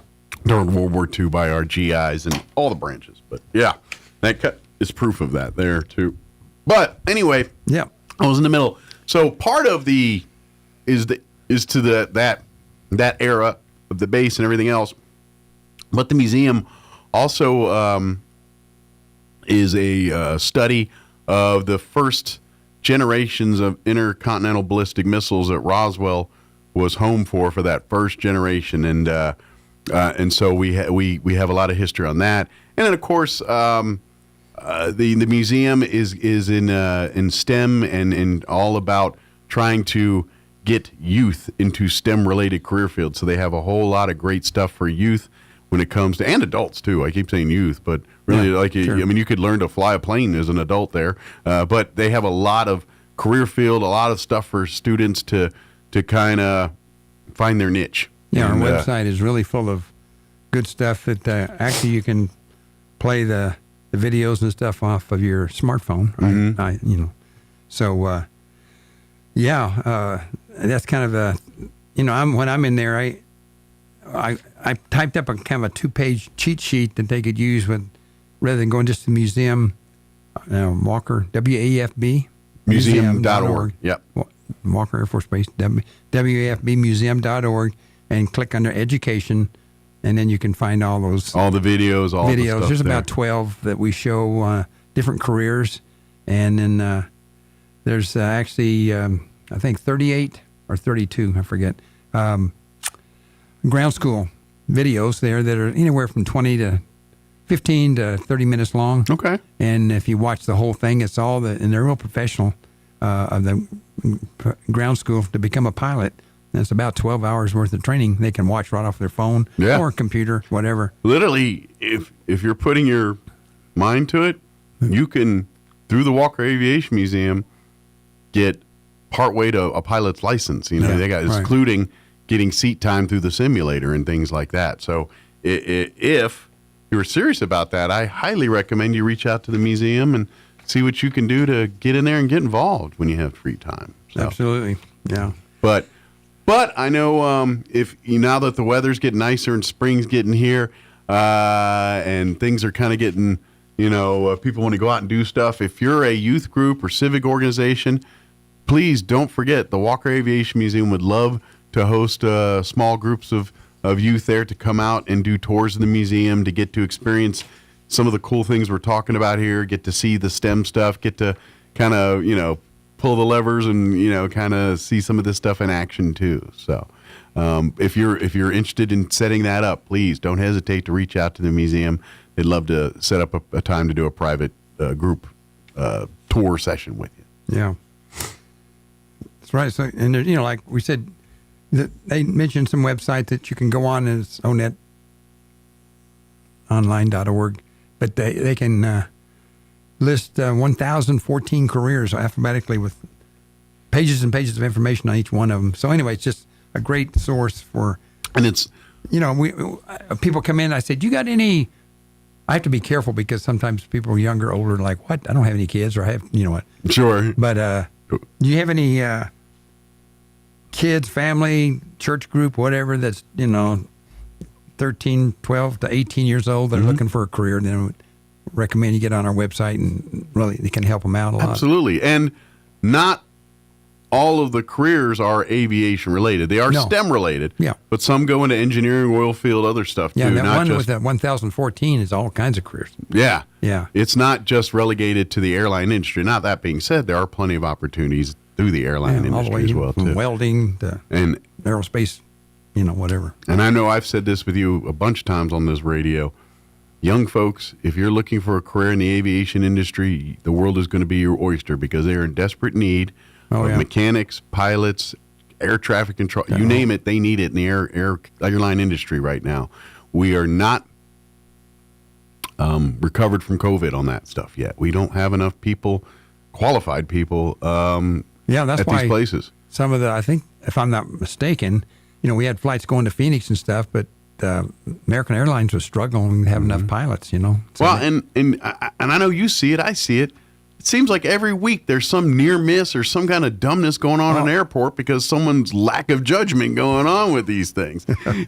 Someone not paying attention to directing traffic around here or something. And so we desperately need young folks to gravitate towards this industry because I can tell you this right now, demand's going to go up, not down. I mean, they're like, I was just seeing a thing in Chicago. They're going to ask, Chicago Airport is going to be asking airlines to cut back their airlines at that airport by like 30 or 40% because it's just too taxing for the resources at I don't know if it's O'Hare or whatever, one of the major airports in Chicago there. So, O'Hare, maybe. Yeah, it may have been O'Hare, but yeah, I just saw it on the news the other day. So, yeah, it's folks. The funny thing, I was traveling around. I remember this was Chicago. Yeah, Chicago. Mm-hmm. Come out of Chicago, and I used to think that the airport in Albuquerque, being country boy, right? Thought, man, that's a big airport. That thing's huge. Yeah. So I came in from O'Hare and landed at Albuquerque, and I go, oh my gosh, this is a little tiny. Yeah, I'm kind of the opposite because I grew up in D.C., Maryland area, so my airports were.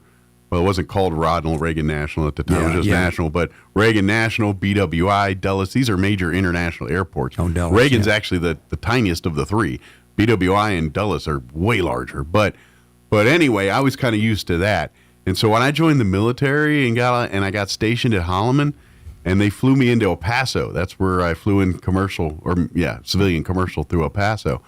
And I remember landing in El Paso, just seeing the brown. I'm like, oh boy. And then I got to the airport. I'm like, this is the whole airport at like 6 stations. El Paso Airport's not that tiny, but compared to what I've been used to, it looked like Mayberry. I was just like, oh, what did I get into here? So I understand what you're talking about on that. Mine just went the other way. I'll have to. A funny little thing happened to me, but I probably shouldn't mention it. But I was getting ready to fly out of Albuquerque, and I forgot and still had my folding knife in my pocket. Oh boy, yeah. And I'd already kind of like, oh my gosh. So I walked around and I found a big pot that had like a little tree growing out of it, and it had all this bark in there. So I just kind of looked around and took my knife out and stuck it under the bark. Got on the plane and came back about a week later and walked over there. And there it was? It was it. Dig down there. There it was. Yeah, you never found that where I grew up. I'm thinking, oh man, because I know they were going to take my knife away from me and won't get it back. But anyway, so yeah, absolutely. But I wouldn't advise to do that. However, well, it's a different time probably. Yeah, nowadays it's just a little different. So. No, maybe not. You end up in a terrorist plot next thing you know. Yeah. Some of our current members, Doug Weiser, he's the general manager for Cattle Baron. Yeah, he's our president. We like him being president because we meet at Pasta Cafe. Nice. So food's gonna be good at those meetings. Yeah. Yeah. When you get pizza or pasta, you're good. Allie Bishop is our treasurer, and Katie Yates used to be our treasurer. Sandy and Correa, Bob Donnell, and Juliana Halverson. We all know her. Absolutely. Jerry Cloffer. He used to work at the museum at the NIMI. Fryer. Father Jarek Norwaki. Yeah. And Stephen Miller. He works out there on Wednesdays. Peggy Bolin, our science STEM girl here in town. So those are rockets. Jennifer Adams, she's just joined us. She's a pilot. Homeschools. She does a great job. She's out there on Mondays. And Josh Bootson, great guy. He's just on our board. And a new guy just joined our group, Brad Stewart, who works out at, I believe, he's in charge of the quality control out at Dean Baldwin Painting. So nice. Anyway, well, glad to have some new fresh faces group as part of the team there. So you got a good mix of experience and new to the Jennifer Adams. She used to work big time with some of the petroleum museums in Texas. Okay, so she's got museum experience on top of aviation experience. We're getting ready to make some pretty big changes. Not that big a change, but I think it'll make it a little bit better. We're gonna tweak the flow a little bit, and also maybe try to get more photography and pictures down and get more of what we have on display on our website. Gotcha. So if somebody, doesn't have time to spend a lot of time, they can get to the website and look around and find stuff. Yeah, that sounds a great idea. That way, because I imagine at the end of the day, you guys have a pretty good sized collection of things from that era, from that base, from that time, and not nearly enough room in the airport. I had about a half hour to do that telephone conversation yesterday with Steve Scarano. If you go to our website, right down at the bottom, you'll see a thing on Colonel Vincent Scarano, who was I guess a B-36 and then a B-52 pilot. But anyway, Steve wrote a really nice little story. It's kind of the title of the article is kind of tells you what the story's about. It's about him growing up as a kid in Roswell, talking about the Capitan Mountains, talking about Camp Winnipeg up in near Cloudcroft and going scout to camp there. Carlsbad to learn to swim, all that stuff. But the title of the article, it's about 6 pages if you print it out, which I did. Title is A Safe Place to Grow Up, or How I Was Lost and Saved by Popcorn. He was hiking through the mountains up and thing, and they kind of got, not totally lost, but lost, and they could smell. Turned around. They started smelling popcorn, so they kind of followed the smell, and they ended up with other, group that kind of saved their. Well, I know bears ain't making popcorn. That's all I'm saying. Right. So I'd recommend that. Also, I'd recommend, as I've done before, I'm kind of a reader. Countdown 1945 is by Chris Wallace. Is pretty good. Talking about the end of World War II and stuff. Nola Gay, another book, the World War II 100, talks about the top 100 ranking of people that were important in World War II, and each, it's about 3 pages per person. The Killing of Patton with Bill O'Reilly, and the Killing the Rising Sun, How America Vanquished World War II in Japan. That was by Bill O'Reilly, and Martin Dugard. Bombs Away, B-17. I got that book out there. It's a young man, then talks about briefly coming to Roswell for their advanced bomber training. Inside the Cold War, a Cold War warrior's reflection. That's a easy to read and pretty interesting book. And then the Bomber Mafia that I mentioned earlier by Malcolm Gladwell. Yeah, so if you're looking to something for your reading list, we got a few here for you from Robert. Our mission statement is basically like what we've just been talking about, to educate and inspire all generations concerning the history and legacy of Walker Air Force Base. And earlier it was a Roswell Army Airfield, and encourage our youth to explore careers in science, technology, engineering, and math with an emphasis on aviation. So we got a couple of flight simulators thanks to XL Energy that we got on a grant, and you can actually get pretty flying. fancy. They're fly 50 different airplanes, and you can pick up a plane and land in Istanbul, Turkey at 9 o'clock at night in the rain. Apparently, just don't fly an F-15 in Kuwait right now. Yeah, kidding. Bad joke. No. F-15 in Kuwait, we just saw on the news where they three of those got shot down by friendly fire. All I can think of, and I'm trying to think, how did that happen? But maybe because the F-15s, now in the U.S. inventory, even E-models, those are an older aircraft, so maybe they thought they were, I don't know. Yeah. Iranian? I have no idea. But I'm like, I don't have any F-15, so I have no idea where.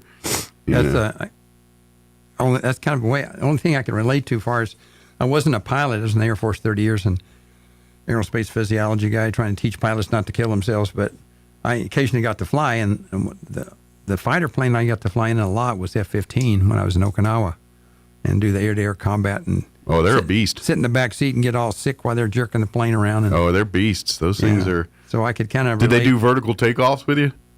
Have you ever seen like an F-15 do that vertical takeoff? Yeah, and they just go down and just. Yeah, were you part of that? Yeah. Well, not too much, but. I used to watch them when I was in Italy there, and we were bombing Kosovo and all that. Yeah. And we were right near the flight line, our tent city, so I could watch jets go up and down, land and take off all night. And the F-15s were by far the biggest hot dogs. Yeah, they were of all those guys. Yeah, because they would literally half of them do that vertical takeoff. Most of them weren't carrying that much, so they could, like stealths. We're carrying a payload of bombs. Mm-hmm. They ain't doing no hot shot takeoffs. They're using every inch of that runway to get its fat butt up in the air. But those F-15s, they're Ferraris. So that they would literally, go full burner takeoff. And then, like, as soon as they hit speed, like a rocket, they would just go up, and it's pretty much vertical. They just go straight up. And then when they come in for landings, they have air brakes and things, but they generally like to use the entire aircraft as a big brake.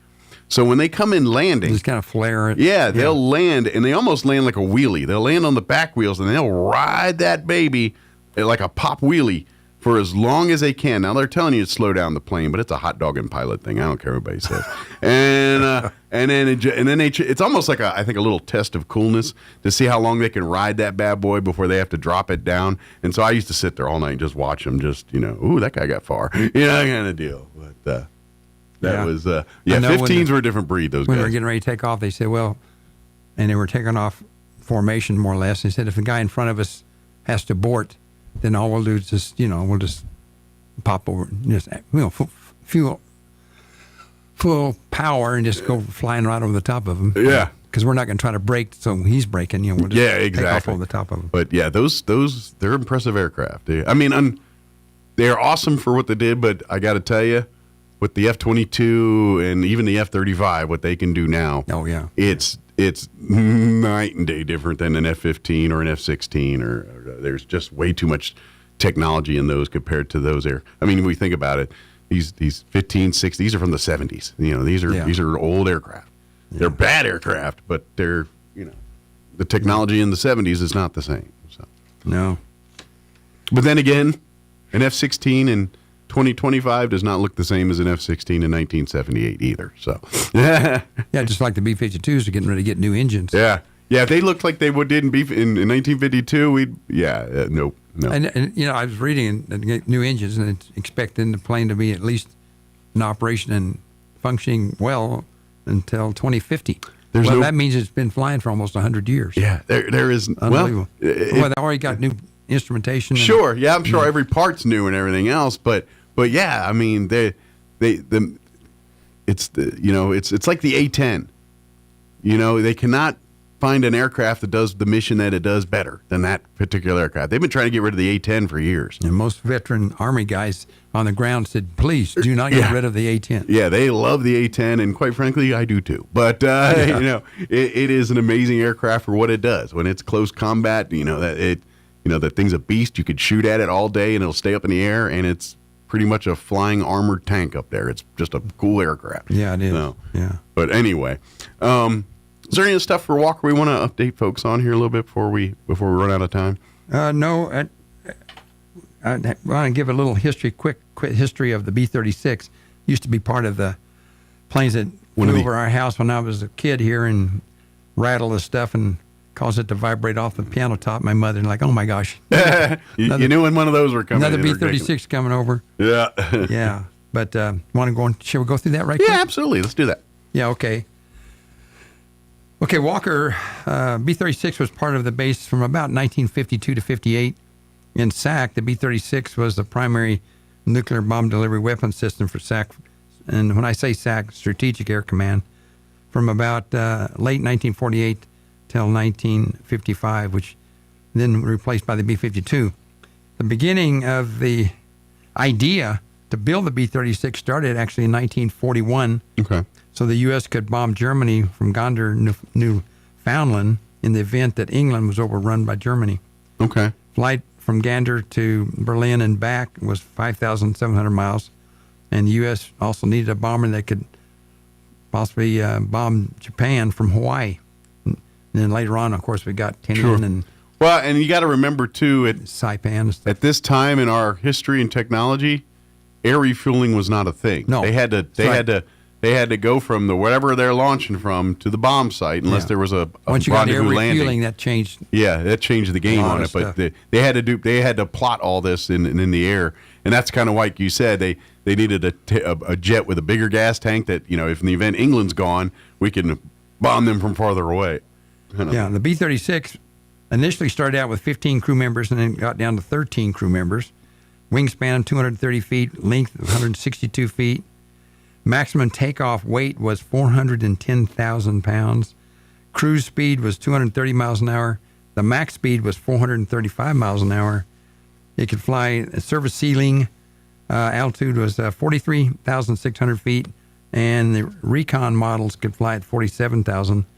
And a combat radius of about 3,985 miles out and back. And then the ferry range, it could ferry 10,000 miles. But so the U.S. Army Air Force ordered about initially 100 B-36s from Consolidated Vultee Aircraft Corporation, which later became Convair. Okay. Before the completion of testing the two prototypes, before they even finished testing the prototypes, they had ordered those 100 aircraft. The completed B-36 first flew on 8 August 1946, and many delays occurred because of Consolidated or Convair later on focused on building the B-24s. Okay. So they were the big B-24 builder for the U.S. Army Air Force in World War II.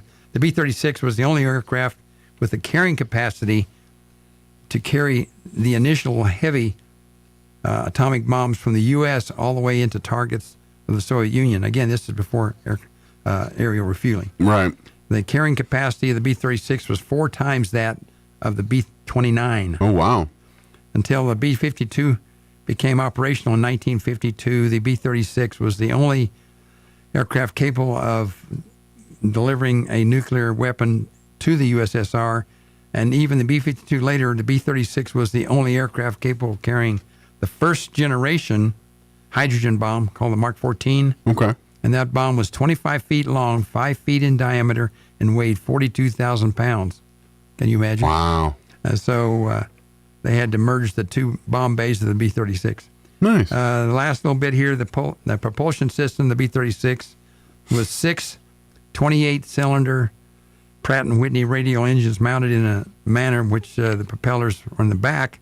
It was called the pusher position, with 3 19-foot diameter propellers. The propellers are about 9.5 feet long. Okay.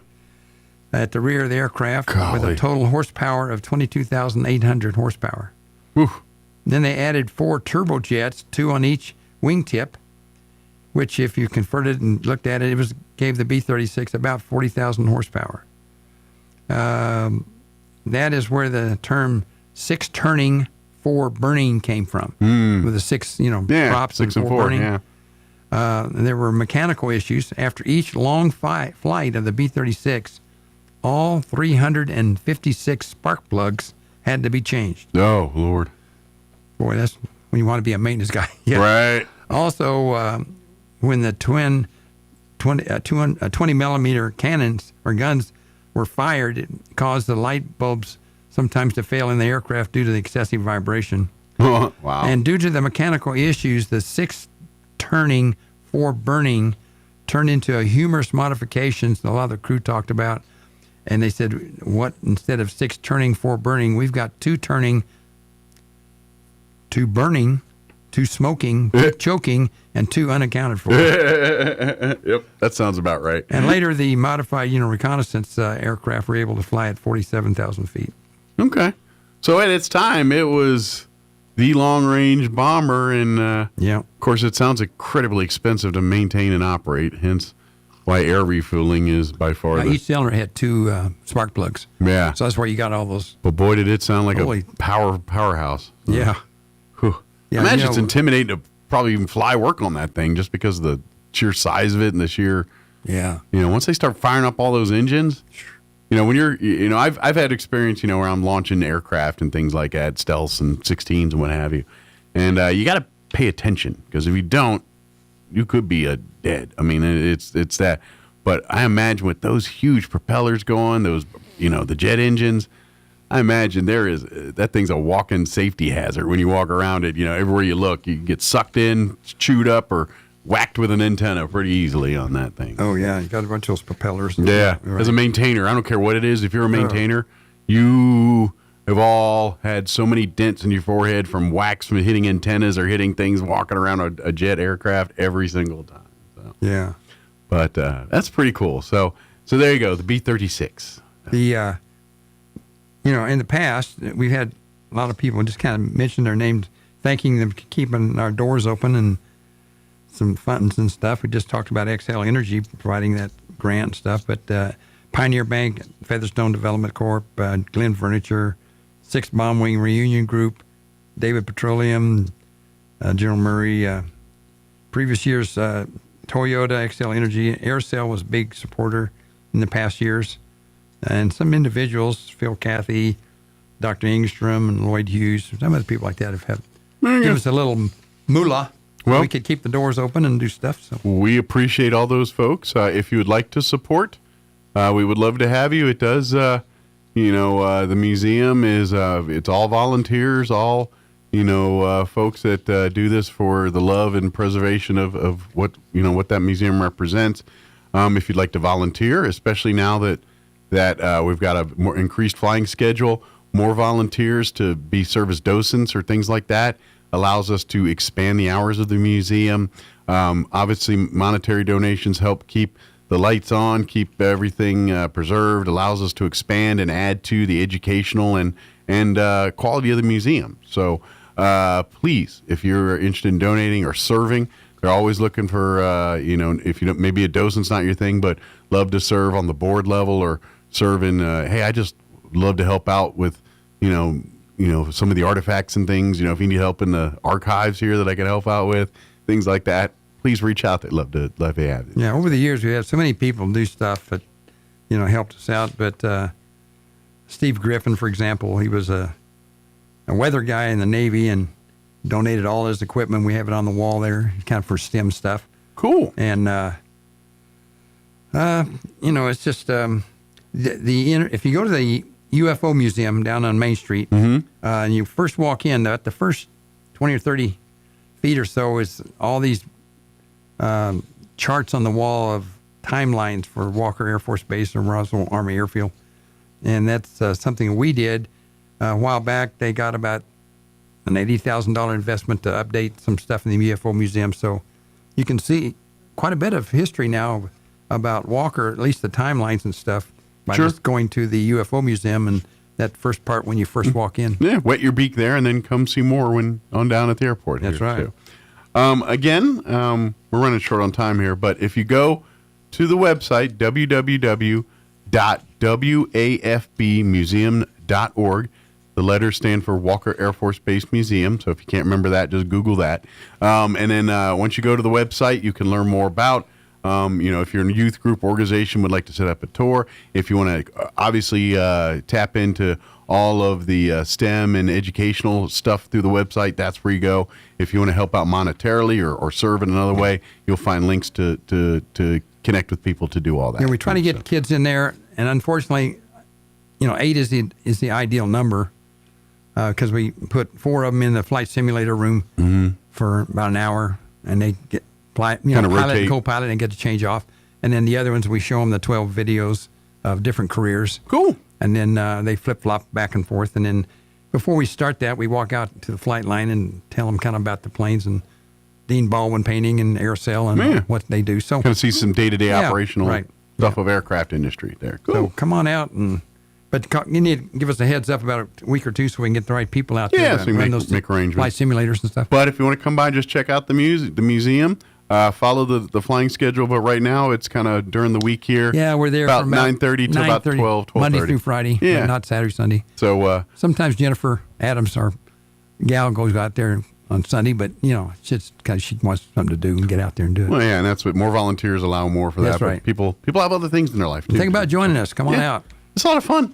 So meet a lot of great people too. That's right. So, and there's a lot of inside perks, especially with the air races and everything else. That's going to lead to bigger and better opportunities and stuff too. So pretty cool stuff. Well, thank you as always, Robert. And we'll see you next time, if not sooner. And anything else we can do to help out, please don't hesitate to ask. Will do. Thank you. All right.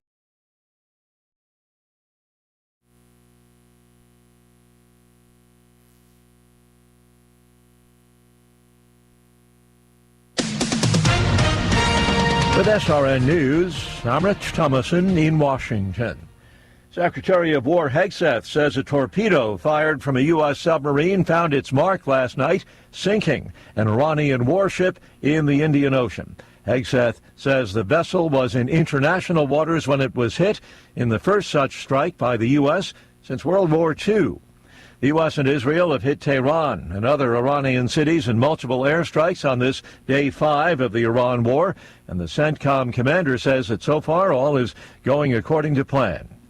4 of the 6 U.S. soldiers killed in the Iran war have been identified by the Pentagon as members of the Army Reserve. They're from different states and worked in logistics, keeping troops supplied with food and equipment. Watching Wall Street, stocks are higher, with the Dow up 295 points, NASDAQ ahead 325. More details, srnnews.com. Now, time for another Otis Advisory. Country music is a threat to democracy, say the donkey people. Maybe, but you may wonder, how did that happen? And what is it about a small town where you can still buy a can of Mexicorn at the A&P? But if you show your behind out on Main Street, somebody might fix that for you. Look, country music started way back when all this was just Yucca Patooey territory. The Yucca-Patuis lived off the land, the same way you live off the stock market, except the land wasn't air-conditioned, so they had to get busy. But complaining about country music and how it makes you grow hair in your ears has always been out there. But what about white on rice? Country music probably did that too. And what about white lettuce? The part that nobody really wants anyway, that just gets thrown out. Are you seeing a pattern here? Anything else around here get pulled, or is it just pork? Now, when you think about it, you're a lot more likely to be a victim of wife supremacy than have country music get between you and your misery index or fancy golf pants. Country music has nothing to do with anything other than a good holiday ham and a 3-bean salad.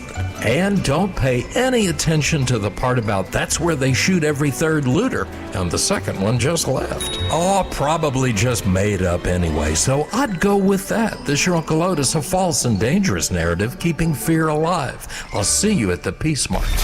Your home for Sean Hannity in Roswell. 106.5 Roswell's Talk FM, KEND, Roswell, New Mexico. We're from Town Hall. I'm Rich Thomason. The Pentagon chief is touting first sinking of an enemy ship by a torpedo since World War II. Like in that war, back when we were still the War Department, we are fighting to win. Secretary of War Hegseth says a torpedo fired by a U.S. submarine sank the Iranian warship in the Indian Ocean last night. And Sri Lanka's Navy now says it has recovered 87 bodies from the sea, the scene of the sinking. President Trump says it's obvious the U.S. military has the upper hand in the showdown with Iran. The president said the ongoing combat operations have been very successful in eliminating Iran's forces and systems. They have no Navy, it's been knocked out. They have no Air Force, it's been knocked out. They have no air detection, that's been knocked out. Their radar has been knocked out. He also disputed claims that Israel forced the U.S. to take action. The president said, if anything, he might have forced Israel's hand because he believed Iran was going to attack. Greg Clugston, Washington. The conflict is sending oil prices higher, and we're already seeing that at the gas pump.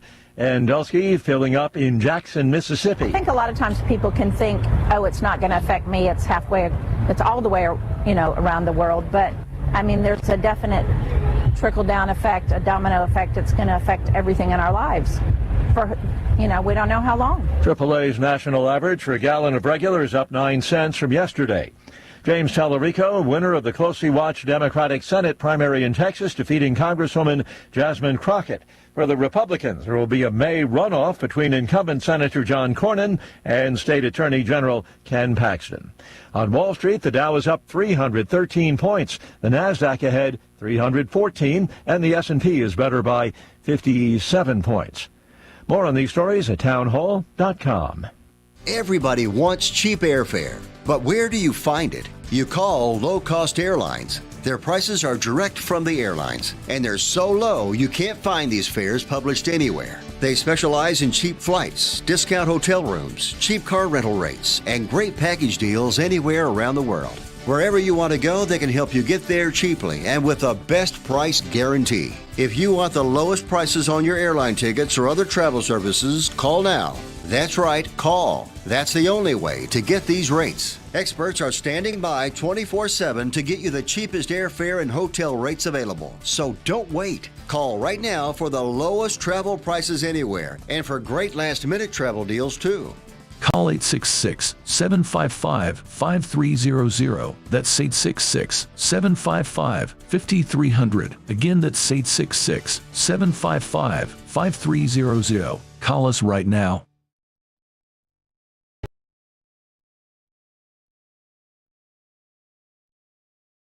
One U.S. ally for its refusal to support the military mission in Iran. In a short statement televised across the country, Spain's Pedro Sanchez said the position of the government can be summed up in 4 words: no to the war.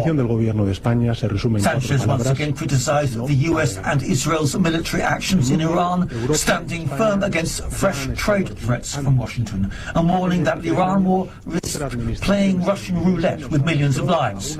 President Donald Trump on Tuesday had threatened to end US trade with Spain because of the country's refusal to allow the US to use joint military bases in the country in its attacks on Iran. Correspondent Charles Deladesma.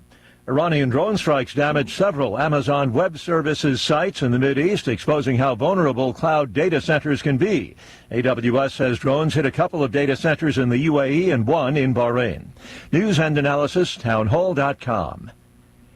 If you enjoy live concerts, then you know just how pricey the tickets can be. A Justice Department lawyer has told a New York jury at the start of an antitrust trial that the concert ticket industry is broken because Ticketmaster and its parent company Live Nation Entertainment have monopolized the market, driving up prices for consumers. Attorney David Dahlquist said in his opening statement Tuesday that the U.S. government and 39 states are counting on the federal jury in Manhattan to correct a wrong that would reward artists and consumers with money lost to the lack of competition. Attorney David Marriott argued on behalf of Ticketmaster and Live Nation. He said the government's wrong and the ticket industry is more competitive than ever. Keith Peters, Washington. Prosecutors in New Mexico are presenting never-before-seen video depositions of Meta executives. This at a trial that's focusing on the impact of the conglomerate's platforms on youngsters. More on these stories, townhall.com.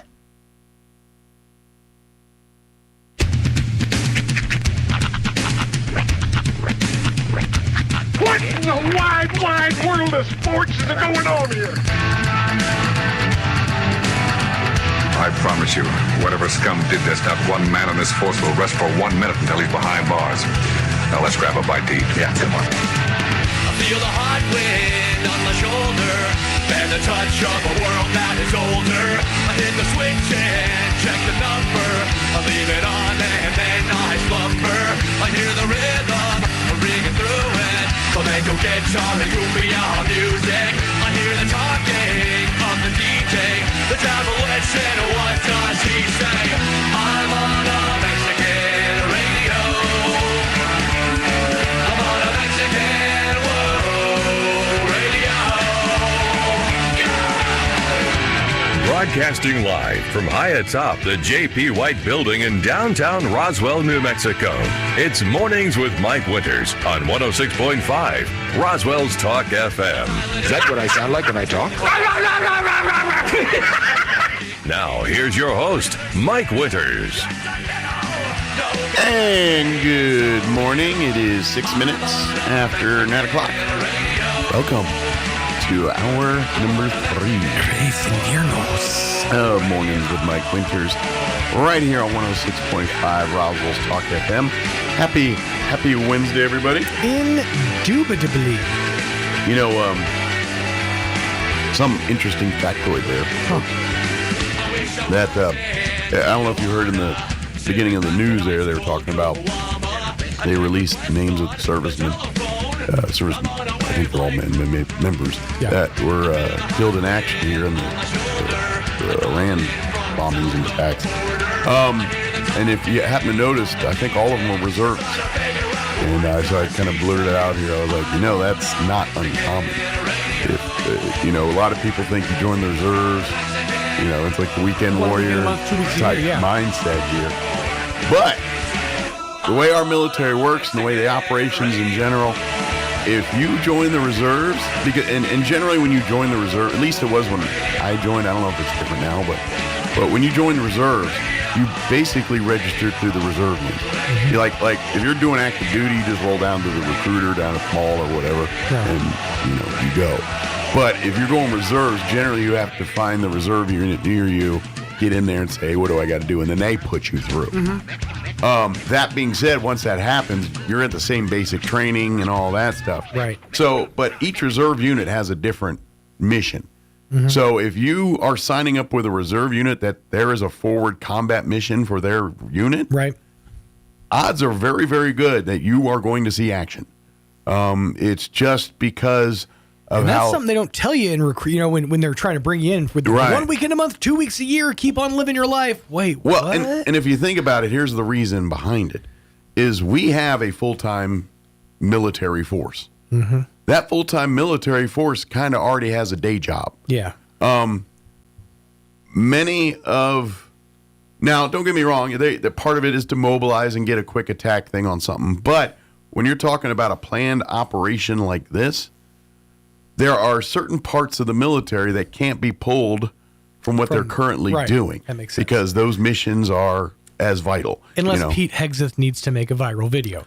And so when they're trying to do something like this is when they say, well, call up the reserves. That's our, yes, we're going to have our, Navy and stuff. But what I mean, when it comes to actually ground in there, and that's not uncommon that reserve guys are the ones doing that stuff. Yeah. So it does not surprise me that those first names you're seeing are reservists. That's just. I don't know if they tell you that in the recruiting videos and all that, but if you do sign up with a reserve unit, that is a forward combat type. That's their mission. Then and you might end up, in combat, in a situation. Yeah. That is part of the deal. But just because I know it generally in Hollywood and movies, the reserve units generally get kind of a bad name. Yeah. My first one that comes to my head right off the bat is the original Rambo movie. They make those guys look like complete buffoons. Well, and I'm like, come on, man. I mean, that was intentional. They were the cronies that Rambo clobbered. And I get it. They're trying to maximize Rambo, but at the same time, ain't no forward combat guard you can act like that. You want to get in first blood situations. You want to get the most Rambo for your Rambuck. Yeah. True. I mean, I get me wrong. You're watching Rambo. All right, let's. If you're looking for factual, accuracy. That's one of my favorite jokes in Community is how Rambo should actually be called First Blood 2. Yeah. Rambo 1, First Blood 2. Because the first one with Rambo, it was called First Blood, not Rambo. A lot of people get that mixed up. It's true. It's just First Blood, which is based off a book. Mm-hmm. And then the other ones. And so Rambo should be called First Blood 2, Rambo 1, and then go from there. Yeah. But and if I want to say the actual character is based off a dude. Oh yeah, no, it's based off a true story for sure. But it's not. It's been greatly generalized and exaggerated for the sake of the storytelling. Sure. But, and I could be even wrong on saying it may be two dudes. Right. Like the original, the mental health, the Vietnam, the veteran. That's one guy. And then the name was another. But the guy that did some of the crazy stuff in 2 and 3, that actually is based off another dude or something. I don't know if the whole story, but it's something like that. Mm-hmm. Like that guy did a bunch of crazy stuff. So, but he didn't do it like Rogue Rambo style. He did it, Yeah. With orders. Under the orders to do what he was told to do. Yeah. But anyway, I just thought I saw that, I heard that, and I was like, that's something that people don't realize sometimes. Mm-hmm. I think military people do because they know how the military works, but it's not uncommon. Reservists, they're the ones going to do that stuff. Life's a life though, and it's you hate to see it in any situation. That's why I joined the Air Force. Yeah, I go. I mean, in the rear of the gear. It's the same way with soda. If you're gonna go full lead. don't pussyfoot around with zero sugar. Yeah, go full lead or you go home. Well, and it's like, don't get me wrong. I was put in. I mean, I'm sitting in foxholes. But I was put in dangerous. People did want to kill me and stuff. Oh yeah, all that. But yeah, my day to day was just working. Mm-hmm. I wasn't being shot at. I'm just working ungodly hours, fixing airplanes and loading bombs and cleaning racks and doing everything else, getting them ready. So doing that for 24 hours straight. I think it's Robin Williams has a bit from years ago where he's talking about the Swiss Army knife. Yeah. And he's like, how the Swiss Army knife has a corkscrew. He's like, men, some of you will encounter bottles of wine that are difficult to open. Yeah. And he's like walking through the foxhole or whatever. But just, that always made me laugh is the idea of somebody spending time in a foxhole, just like the only injury they got was a cut they got on their thumb from trying to open a can of pudding. Yeah. Well, and I would say if you want to compare what my experience in war would have been like, watch any Memphis Belle, World War II, those B-17 bombing style movies. Right. Masters of the Air is a good one. Okay. And I'm not talking about the guys in the plane. I had nothing to do with that. Mm-hmm. But when those planes come in and then they got to turn them and fix them for the next mission tomorrow. Mm-hmm. I was, as a weapons guy, and then when you go into a war situation, you're also doing other people's jobs. I'm helping crew chiefs. I'm helping the Mars guys butter. I'm doing, we're working outside of your scope of your job. But that being said, our is literally, we're the guys in the middle, wherever, and we're out there, fixing 37 broke jets. If you've ever seen the opening montage, or I guess scene from the movie Hot Shots, when the plane's coming in on the aircraft carrier, and all the guys, they're out there with the flags dancing, and one guy's doing the pirouette. That was Mike. Yeah, that was totally him. Yeah, that was me. But called him off the bomb load line to come out and pirouette on the on the deck. We're the guys that and then we take our equipment seriously. I wasn't crew chief level, because once you get into that world,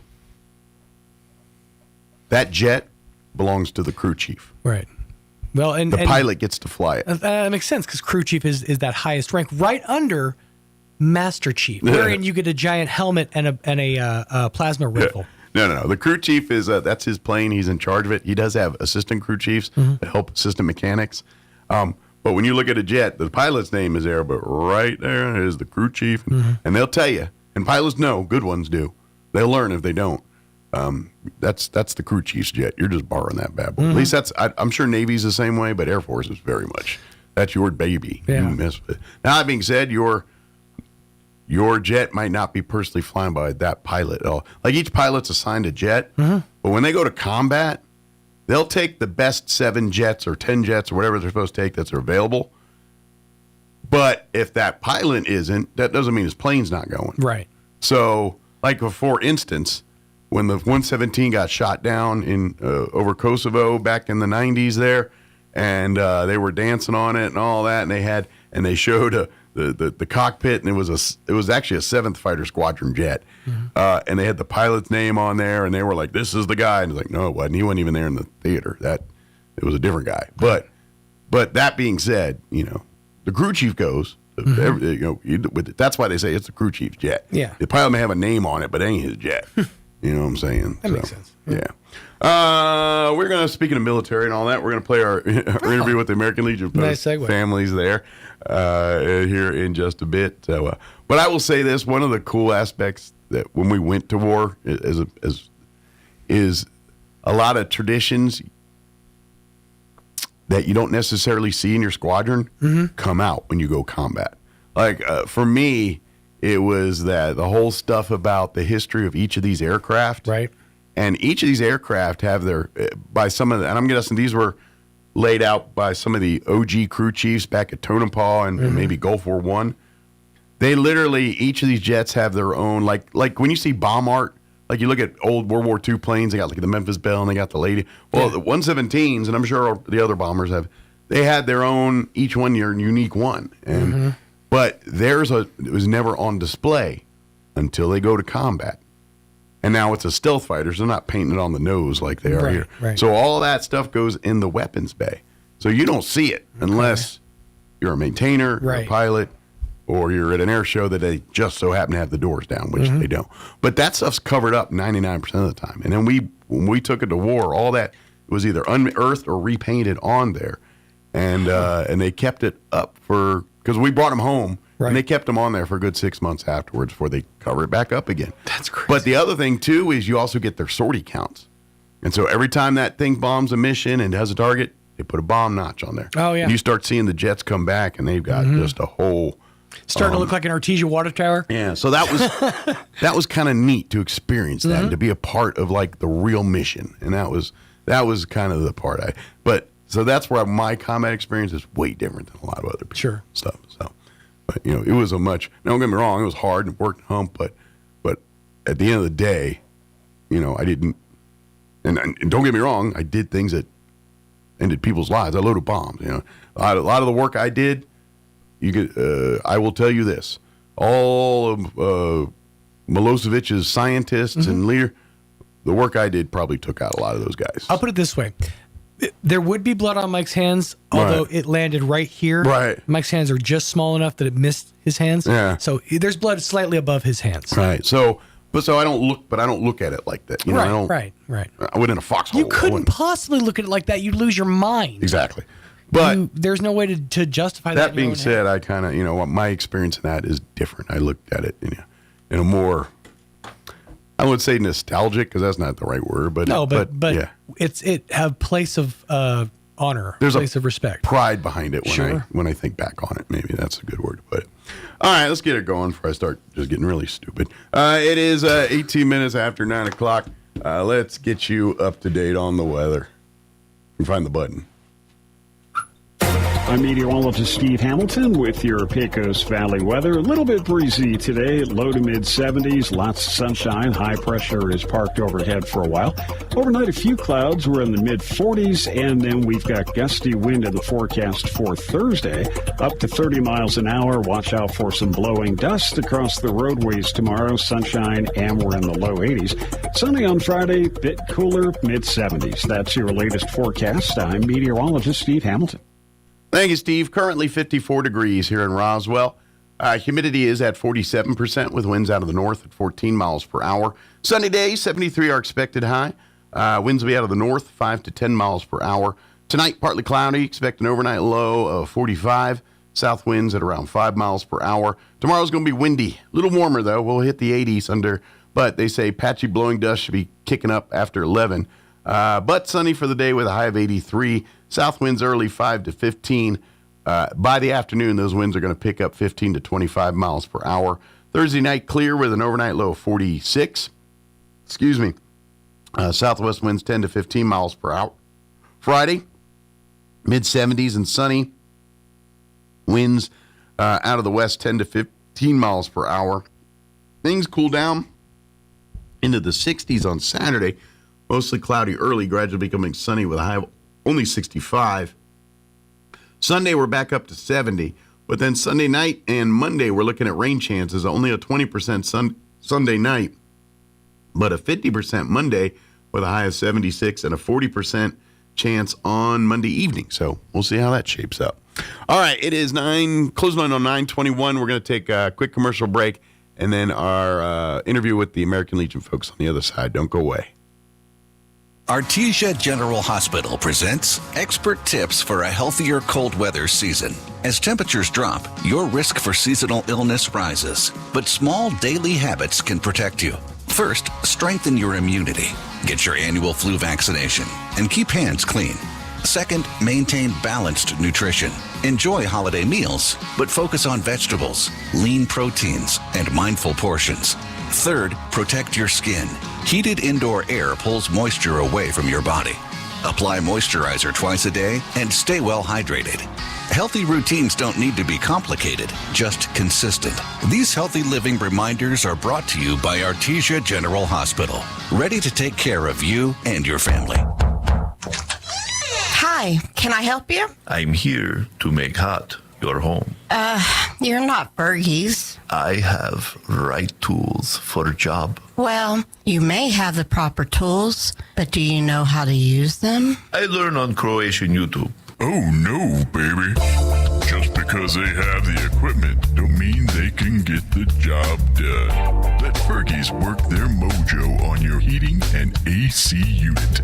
622-2660. Fergalicious. Confidence is in the details, and your face deserves expert care. Hi, this is Dr. Sarah Usher at Carabelli Dental, and in our office, Botox treatments are administered by an expert dentist with advanced knowledge of facial anatomy. Precision is always our priority when it comes to your Botox treatments, along with attention to what you want for your perfect results. For a beautifully natural and youthful result, visit with us, the Botox experts at Carabelli Dental. Come see the team at Carabelli Dental at the corner of 9th and Main in Roswell, or call 575-622-4455. This is a special alert to all Americans who own a vehicle with less than 200,000 miles with an auto warranty about to expire or with no warranty coverage at all. Due to a decline in the economy, CarShield is announcing a low-cost month-to-month vehicle protection plan that is now available to the public to save any driver out-of-pocket expenses on future auto repairs. Call now to find out how you can pay almost nothing for covered auto repairs. Yes, you heard that correctly. Pay almost nothing for covered auto repairs. An open phone line has been established for all drivers to call for a free quick quote. Call 800-391-5963 now. Drivers who are covered will not have to pay for covered repairs again. This protection plan is at an all-time low. Additionally, drivers who activate this vehicle protection today will also receive free roadside assistance, free towing, and car rental options at no additional cost. Call us for your free quick quote today. 800-391-5963. That's 800-391-5963. What do you have to lose? Call 800-391-5963. Again, 800-391-5963. You can't hunt camels in Arizona, but you can buy them. They go for about $10 a pack. Here's Mike Winters. Studio this morning from our American Legion Post 61 family. Of course, we have our Legion commander, Mr. Lee, back with us. And of course, hola. And then our auxiliary president, Jen, back with us as well. Good morning. Good morning. How's life in y'all's world today? Better than last week. Sore. Yeah.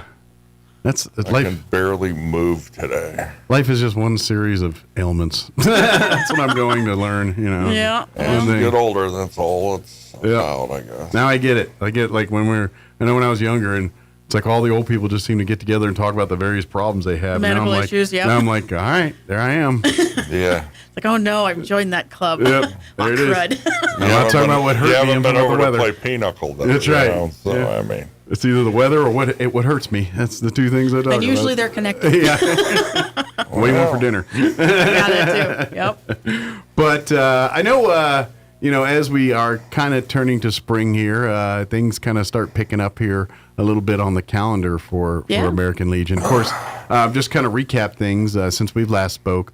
We did have our Four Chaplains ceremony at the beginning of the month. Successful this year. Yeah, at Roswell High this year. And I'd say we had, 60, 80. I didn't know the exact number, but it was under 65. We had a good crowd of students that joined us for our presentation. And I realized they were a captive audience, but hopefully they still got something most out of them seemed very interested. They did, yes, that's true.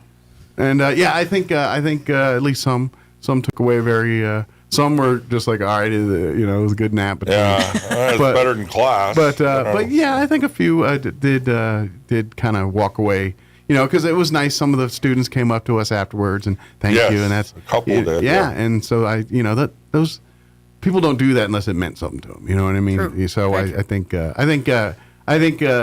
mission accomplished.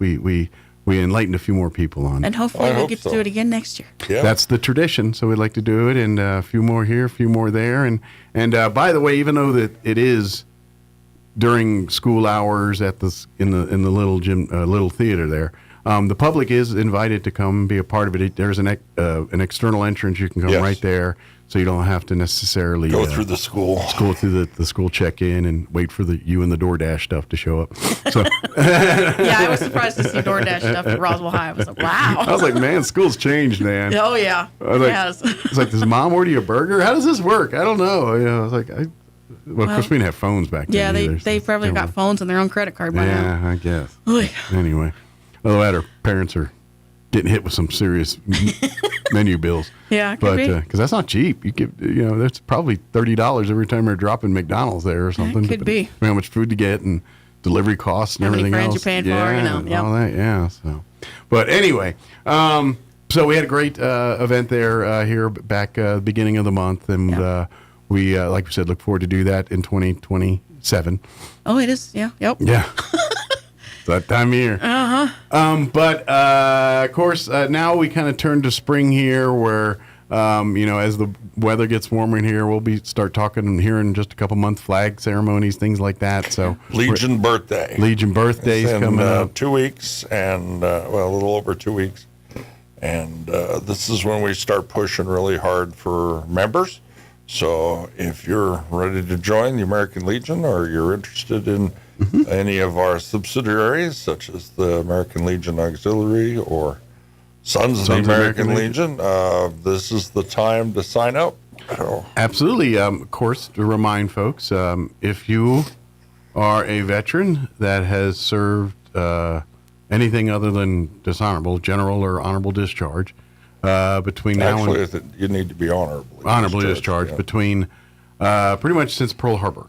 Oh, very much since Pearl Harbor. So if you served in the military, honorably discharged, between now and Pearl Harbor, you are qualified for membership in the American Legion. And likewise for the Sons, but that includes World War II, World War I, any of that stuff. The Sons include if you're the male descendant of a veteran. And that is the same for the auxiliary, or if you have kids in the military, there's the other. Yeah, for the auxiliary, it can be Spouse of? It can be spouse of. You can actually sign up if you are a female veteran. You can sign up for the auxiliary if you wish. You can also do, for grandparents, I actually signed up and am serving in honor of my grandfathers and my sister. So it does go like that next level. The auxiliary goes both ways. Yeah, forwards and backwards. And please remind, too, is for the sons, yes, you have to be a male descendant of a veteran. Yes. But the veteran doesn't have to be your father.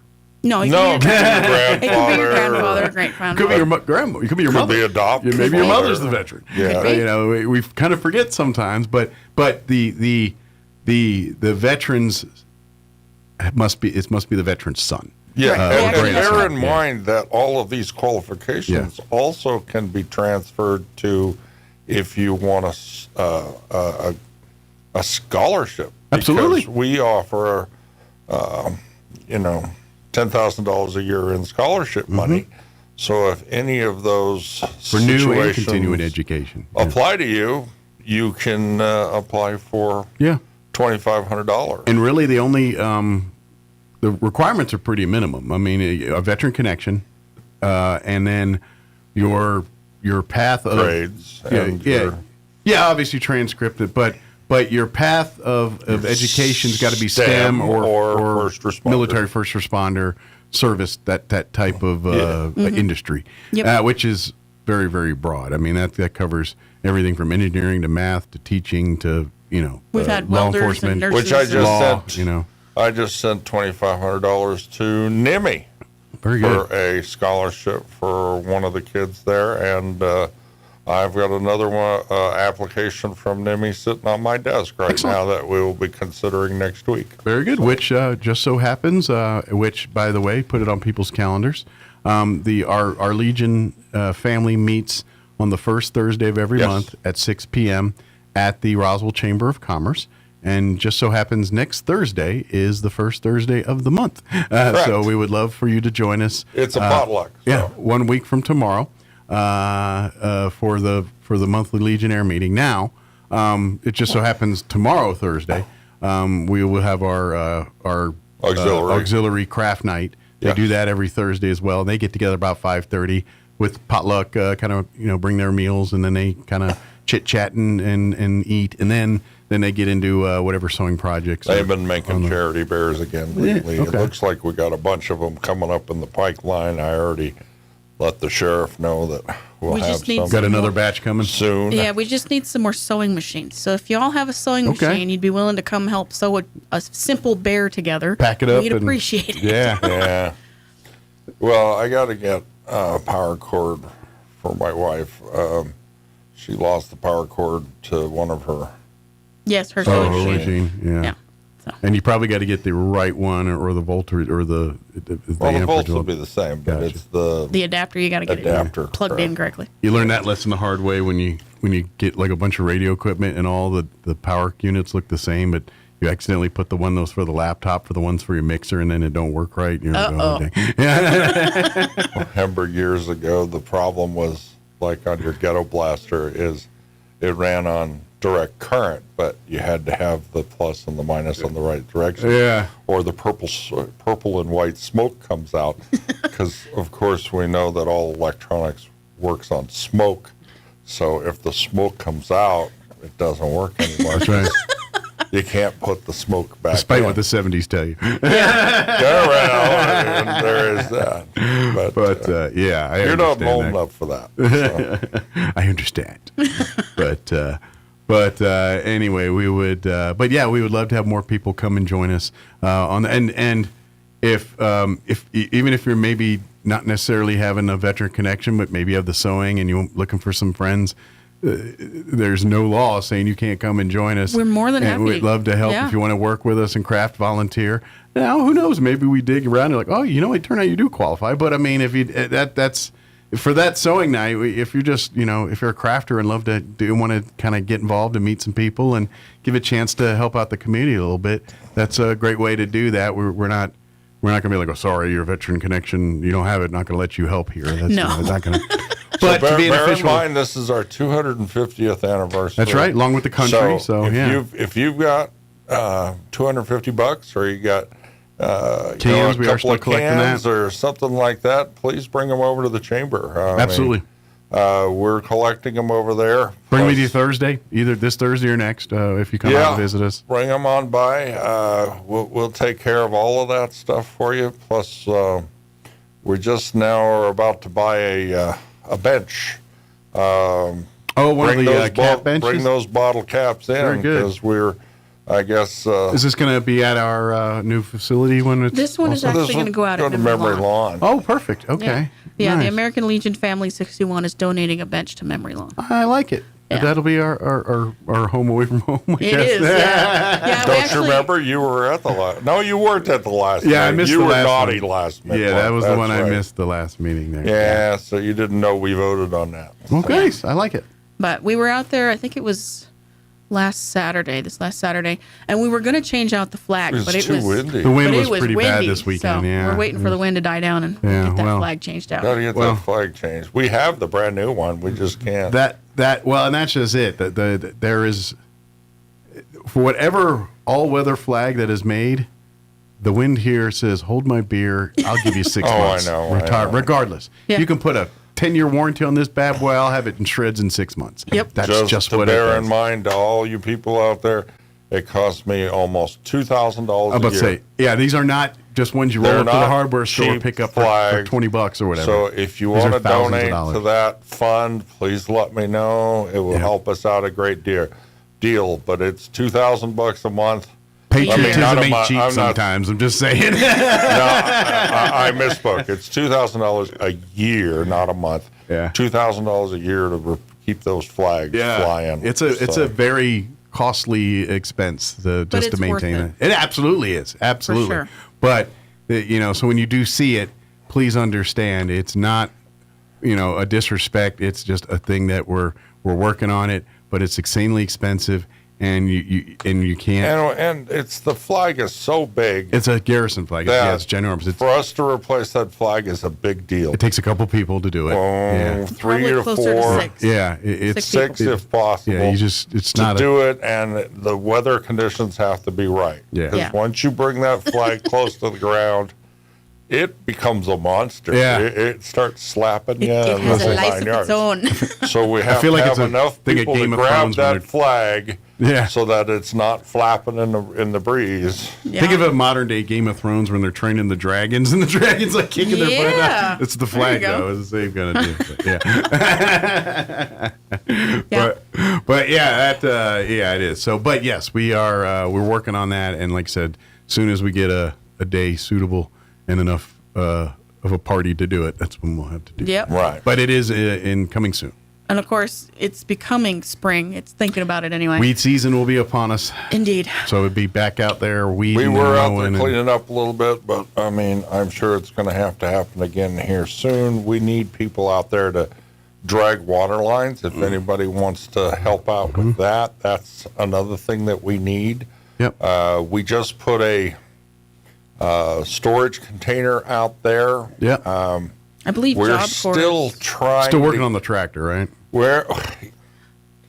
It's a process. It's yes. a process. Well, it's because of where it's located, right? Like we're getting to it's it. actually it goes through one of the state programs. Right, So and we it was have a to get government- on. We have to get on their But list, the and then title for this tractor was lost somewhere up in Santa Fe. So we were trying to find that. I don't know if they found it yet. But then when the new people took over out at Bitter Lakes, they found that they didn't have our certification on hand. So we had to resubmit our certification as 501 in order to receive the tractor. So that kind of started over the process again. It kind of had basically started over, but it didn't really matter because we were still looking for the title. Sure.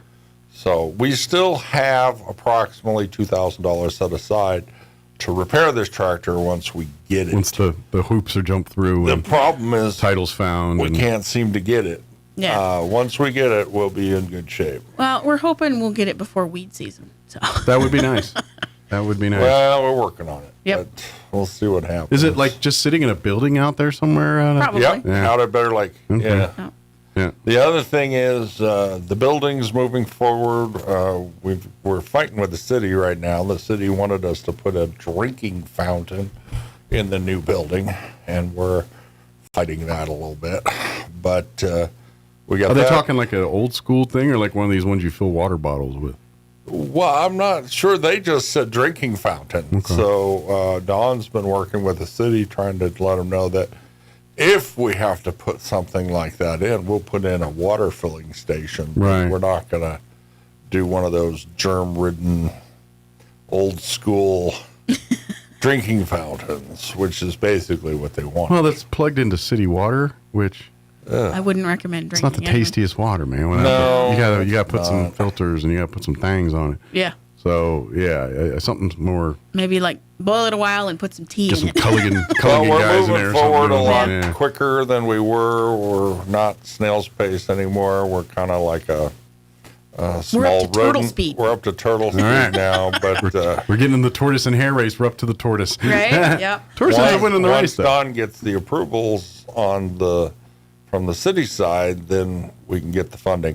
Yeah. But right we also now had a we're on meeting hold. with Job Corps, and they're going to help us out significantly. With some of the demolition work. Demolition, and, some of the, and then once construction begins, they'll help us out how they can with We've that. already had the safety OSHA meeting. They came out, Nice. they inspected the whole place. And it's part of their training, right? Like It this is. It is. They'll be using this as and I classroom kept time. asking them, how much do I got to pay for this? They're like, nothing. This is I'm like, classroom. Yeah, it's Yeah. Wow. Which, It's a win-win. They help out veterans, and we help out with their education. yeah. But they're Me too. really looking forward to digging into this project. Well, the So- teachers are. I don't know about the students Well, yet. no, it's a good project because you can cut your teeth on it and you have direction. And Well, it's construction, but at the end of the day, it's just you know what I mean. It's a meeting space, so it's not like it's probably as complicated Probably not as as other like a construction house or projects something, could yeah. be. Yeah, you know, as far as plumbing and electrical. Well, I don't know. I mean, It's pretty complex. But I mean, by the same token,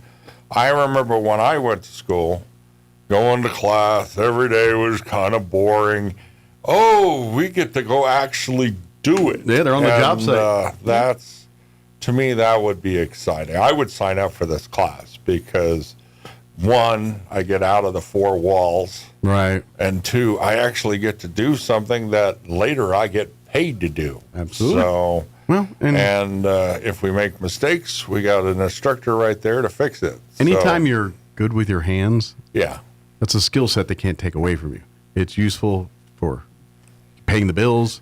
It's just useful in your overall life and just. and having this it isn't meant to be a obeyed. political statement, Yeah. but if you learn how to do something, then you don't have to rely on the government to pay you, because the government that pays you can stop paying you at any time. Yeah. So it's better for you to have a skill that you can completely rely upon Absolutely.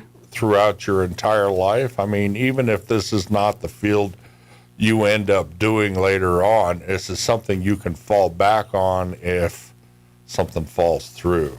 I mean, just even basic stuff. I mean, Oh, yeah. What happens when the zombie apocalypse happens and DoorDash is no longer available and you're going to have to cook your own meal? I mean, You're going to cripple an entire generation here. You know, if DoorDash goes down, we cripple a whole generation. I mean, it's just basic stuff, man. You know, learn to tie your own shoes. Anyway, it's very positive. I started having audiovisual dreams, so I know we're getting close. Because we're going to set up this space to be able to rent out and Hold good have meetings. people, Absolutely. Yep. You know, Well, as much as it's our home for our Legion family, we really do envision it as a community space for that part of town, and we hope Indeed. the neighborhood utilizes it for when they have community meetings or things, or community events that it is close enough downtown where we can be easily incorporated into city and county events that are happening here on the county plaza and downtown in that area. So Yep. there's a lot of pluses for this once it's all said. And I know done. that several of our members are interested in helping out the homeless as well Absolutely. with this facility. So And we and because of where we're located, it's close enough where we can be a drop-off point or a connect point. right. Yep. at Midwinter, we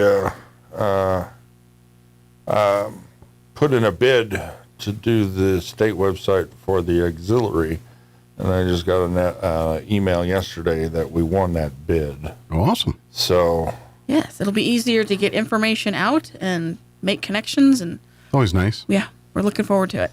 But they do have a Facebook page, but we're also going to have an actual website, so those that aren't on Facebook can still get the information. Right, you can go. So those of you under 40 or whatever that don't have Facebook, isn't Facebook like for old people now? Like I think it's... well, most folks have shifted away from Facebook if they're younger, but there's still a few of us that have. Oh, I mean, in a town like this, I think you're still the quickest way to get something out, on social media is through a Facebook page. I don't think TikTok or Twitter, but in a different city that might where it's more of a younger skewed audience. Think websites have gone away. No, definitely not. They're still, but people find them through social media more often than not.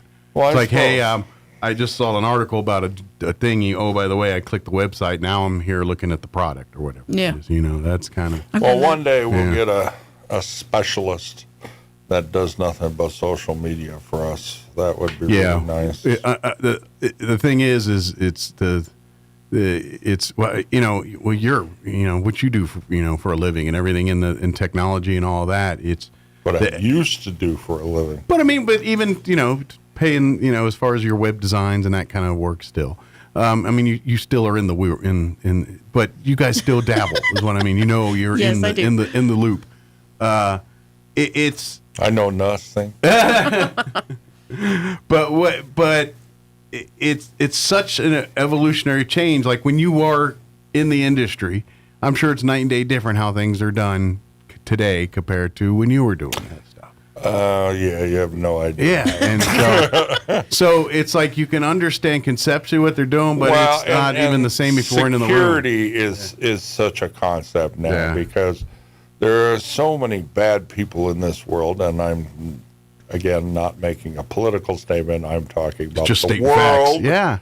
They are if you got a pile of money, there's 10 people trying to steal it. They're malicious people who will hijack anything and everything and then try to, stiff you for the bill. Well, there's always those that are out to make security is a huge concern. Yeah. So, and to be honest, the internet is the easiest, fastest way for folks like this to do what they got to do and get away with it. 30 years ago, we didn't really have this. I mean, it was just in its infancy.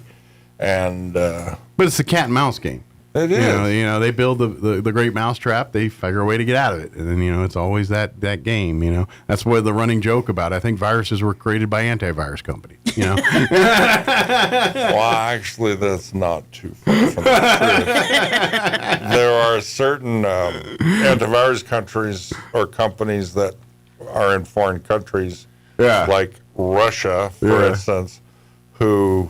For years and years and years, they would create a virus. We're going to create a market for a problem that doesn't exist yet. And then a month later, they would put out the fix for it. Yeah. So. Ooh. Yeah. Job security, I suppose. Well, the thing is, you have to create a market. Yep. That's exactly what happened, didn't it? Oops. Yeah. You got to create it's the storyteller. You can't have a hero without a villain. You know what I mean? So, well, and security has changed in the fact that the original concept for security for the individual was, well, we want to be open. And then you have all these companies, we're open source, we're open this, we're open that. Well, if all of your doors are open, anybody can walk in. Sure. So if you look at something like PCmatic, which I'm not trying to sell it per se online here, but its concept is completely the opposite. We close all the doors so nobody can get in until we specifically open a door and say, yes, you're allowed in. Kind of like how people live their lives normally with their house and everything else. Yeah. You don't normally leave the door hanging open. You don't open. normally have the door wide open. Yeah, so anybody can walk in. With any sense of common sense. Right. But, my back door is always unlocked. Yeah, that's a good thing to tell everybody because you always can get into your house. But anyway, so we've diverged a little bit here, but the simple fact is we're going to be doing both ends now. Very good. So we'll not only be doing the Legion site now, we'll be doing the auxiliary site, which is good because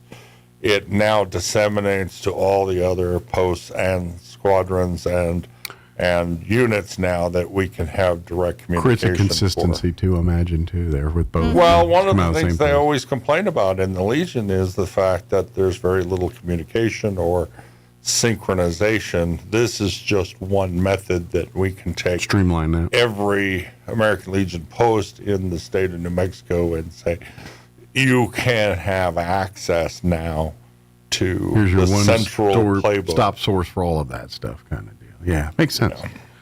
But in the meantime, we would love to invite folks to, if you're interested, like you said, our next meeting is next Thursday. Legion birthday meeting, right? We would love to invite folks, if you're interested, to come see what we're all about here. We do meet as a family unit, so yes. We all meet, our sons, our auxiliary and legionnaires all meet jointly. The gang will be there, so come say hi. That'll probably change once we're in our permanent home and all that stuff. But for now, April will be a little slower. Yeah. May, we start up again. We start talking about Veterans Day Parade. Memorial Day. Memorial Day, Flag Day. That'll be coming up. All these things. We'll have flag retirements. We'll have... And summer will be what? Convention time, right? This year it's going to be in June. It's going to be up in Albuquerque, but in August we go to Louisville, Kentucky. Ooh! Oh, for the national convention. Yeah, we were supposed to be there for COVID, and that's the only American Legion conference that they've ever canceled Was in the history of the American Legion, and that was Louisville, Kentucky. Well, I got a funny feeling there are going to be a lot of whiskey tours going on. Probably. Well, there were a lot of beer tours when we went to Wisconsin, I'll tell you that. Yep. So. Yep. But methinks tours will be full that weekend in Louisville. Yeah. Could be, yep. Mm-hmm. But there's already stuff being planned. I've already got notices for the mobile app and all kinds of stuff coming up really soon. So nice. We'll talk more about that as time goes on. But Louisville's going to be interesting. Yeah, that'll be fun. That's a pretty area too. That's what I hear. I've never been there, but I'm looking forward to it. Appalachian Mountain area is very nice. I know my wife seems to be looking forward to going there. She was stationed at, her father was stationed at Fort Knox, Kentucky. So this is kind of like in that realm, sphere of influence. It's a pretty area. I've spent a little time there. I've never lived there or anything, but I've traveled through there. I got some family lives in that, actually, a Kentucky area there. I got some cousins. Oh, okay. So, yeah, it's a nice area. So. I might have family there. I have no idea. Yeah. Tennessee, Kentucky, that whole area is pretty. It's pretty. I've been to Tennessee before. Chattanooga is very pretty area up there. But yeah. But anyway, we'd love to have folks join us here. Please come. If you want to learn a little bit more about us, you can go to our website, roswelllegion.org. And you can read all about our Post 61 family. If you want to learn more about Memory Lawn and what we're doing out there. And MemoryLawnRoswell.org. Yeah, but there's also a link at the website there that'll take you right there to it. Those scholarships we were talking about earlier, there's a link to the applications for those there, so you can see all the requirements. RoswellLegion.org. RoswellLegion.org. Or even RoswellALA.org, which is going to become more trafficked here soon. Gotcha. We can start promoting it. I know that up in Albuquerque, they're doing the state level oratorical contest come March 13th, and that's usually scholarship money. And that can be some serious scholarship money. So you might want to keep track of another website, nmlegion.org. All that stuff is on there. So you're looking at oratorical, you're looking at the Americanism Essay Essay Contest. Which again, you got more prize money than staters, boys state, girls state coming up. More scholarships. All that stuff. I mean, if you wanna go to that stuff, it's all on nmlegion.org. Absolutely too. Some of it is on our website, as it should be, but you'll find probably quicker access to that. Well, nmlegion.org. Clarence Ortega is our boys state, girls state contact right now. So his information's on nmlegion.org. Does that got some links if you're looking for information about Fisher House stuff too? Everything's on there. So if you're looking, and which is for folks who don't know, that's kind of for families that are having medical health. Like Ronald McDonald House for families for veterans. They get to stay in the Fisher House while they're loved one is getting medical attention. Yeah, and all that stuff got expanded too in the last, actually, 6 months. I think so. The Fisher House eligibility has been revamped a little bit. Okay. So it's a little if bit you have better. an early morning appointment and you're not actually going to be, stuck staying in the hospital, but if you have an early morning appointment and you got to drive all the way up there for it, you can go the day before, and your caregiver and you can stay at the Fisher House. Yeah, that's a lot of stress relief. And Yeah, so now for we got to sure. get up at the crack of dawn, Or before the sun even thinks about coming up. Or especially if you're in Albuquerque or something, you want to navigate traffic and stuff early. You're like, well, now I can get up at a decent time, have a cup of coffee, Right. get, do this without rushing. Yeah, and they're always looking for help paying for things because the house was built several years ago, so things are starting to wear out. So they could use some fundage. Needs a few remodels and upgrades here and there. Things do wear out. That does happen. Oh, Coffee for sure. pots burn out. Yeah. Stoves wear out. The carpets that's get worn. actually done by Friends of Fisher House. Right. Okay. So if you did want to donate to that, it has to go to Friends of Fisher House in New Mexico. But we'll get you a link to that. Well, that's all on the website. All on all that stuff. the State Legion page. Yes. nmlegion.org. Very good. But anything in between there, you can find it right here at roswelllegion.org. Yes. Please join us. Like I said, if you're into sewing and want to join us for the crafting side, come tomorrow. Come tomorrow. They get there about 5:30 and have a meal usually, and then they start crafting about 6. Everybody brings their own meal because there's so many allergies. Yeah, and all of everyone's that, just past history, usually because Subway's nearby. Usually that's a popular choice. Oh yeah, that's usually go-to for us. But once in a while, you'll see someone coming in and they went, "Oh, you were down at the north end. You're at the south end." It's like, what you got? Yeah. Is that Jimmy John's? What do you got? Yeah. Yeah, but yeah. That's So La Salsa? Yeah. That's the popular one. Is that a steak? Where did you go? Yeah, but we usually get crafting about 6 o'clock or so. Yeah. And we need people that can sew, but we also need folks that are just willing to learn. Sure. Like, I'm not a super fabulous sewer, so I do If you lots just of want to tracing and talk, cutting. we'll talk. But there's also people that Well, there's like kind of assembly we need to line. trace out yeah, cutting and stuff, pasting kind of cut thing. stuff out. So maybe if you're like, well, I'm going to sew my fingers together if I get on a machine, but or glue your fingers I can together. cut stars, or I can, I can We stuff just need bears. people to glue noses on them. Yeah. There's that. Yeah. And there is a microwave available, so if you want to just bring something from home, that works too. Absolutely. Just don't bring fish because that's just rude. Don't microwave fish. No fish. Nope, that's just mean. It is. But RoswellLegion.org, and then join us again for crafting this tomorrow, Thursday, beginning at 5:30 At the Roswell Chamber. at the Roswell Chamber of Commerce. And then our monthly meeting is, what happens to be next Thursday, the first Thursday of every month, 6 p.m. at the Roswell Chamber of Commerce. There on the corner of Second and well, not quite sort of Second and Main, but right there, right across our police station there. Yeah. On Second. So I think we got it all. Is there anything we missed? No, it's good enough for right now. Good deal. And well, thank you guys. Thank you. Enjoy your day of appointments and what have you. I get to join that rat race too. So sure, I know the call. So thank you guys, and we'll see you next time. Thanks, okay, Mike. next time.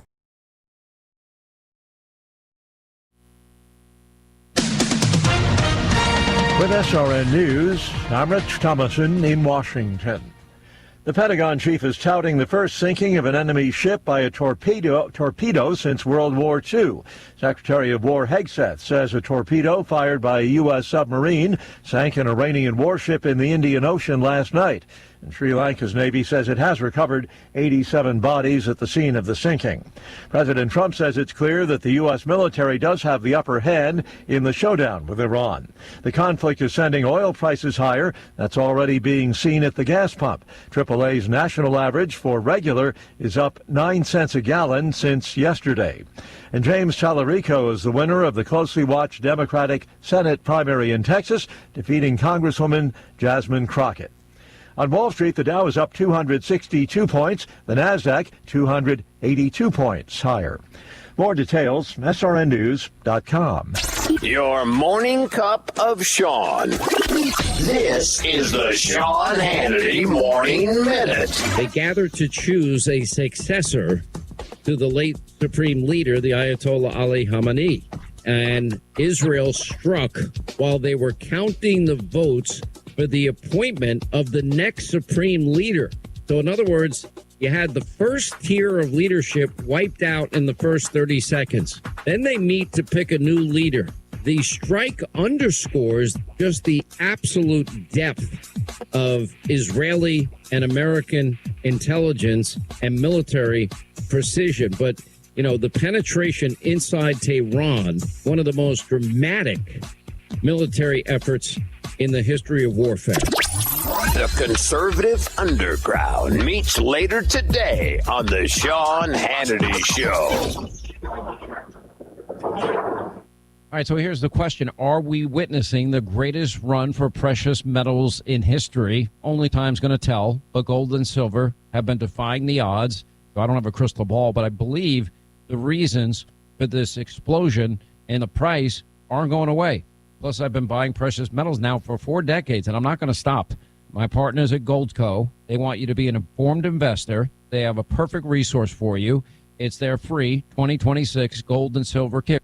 Now, I trust them. They support this show. They do a great job of educating people like myself on precious metals. And big news, launching this month, Goldco, they're now celebrating America's 250th anniversary with a limited time bonus offer. Get up to 10% free gold or silver, plus free storage and a free home save with a minimum cash purchase. Now, there's not a better deal out there. Just go to HannityGold.com for details or call 855-815-GOLD or just go to HannityGold.com.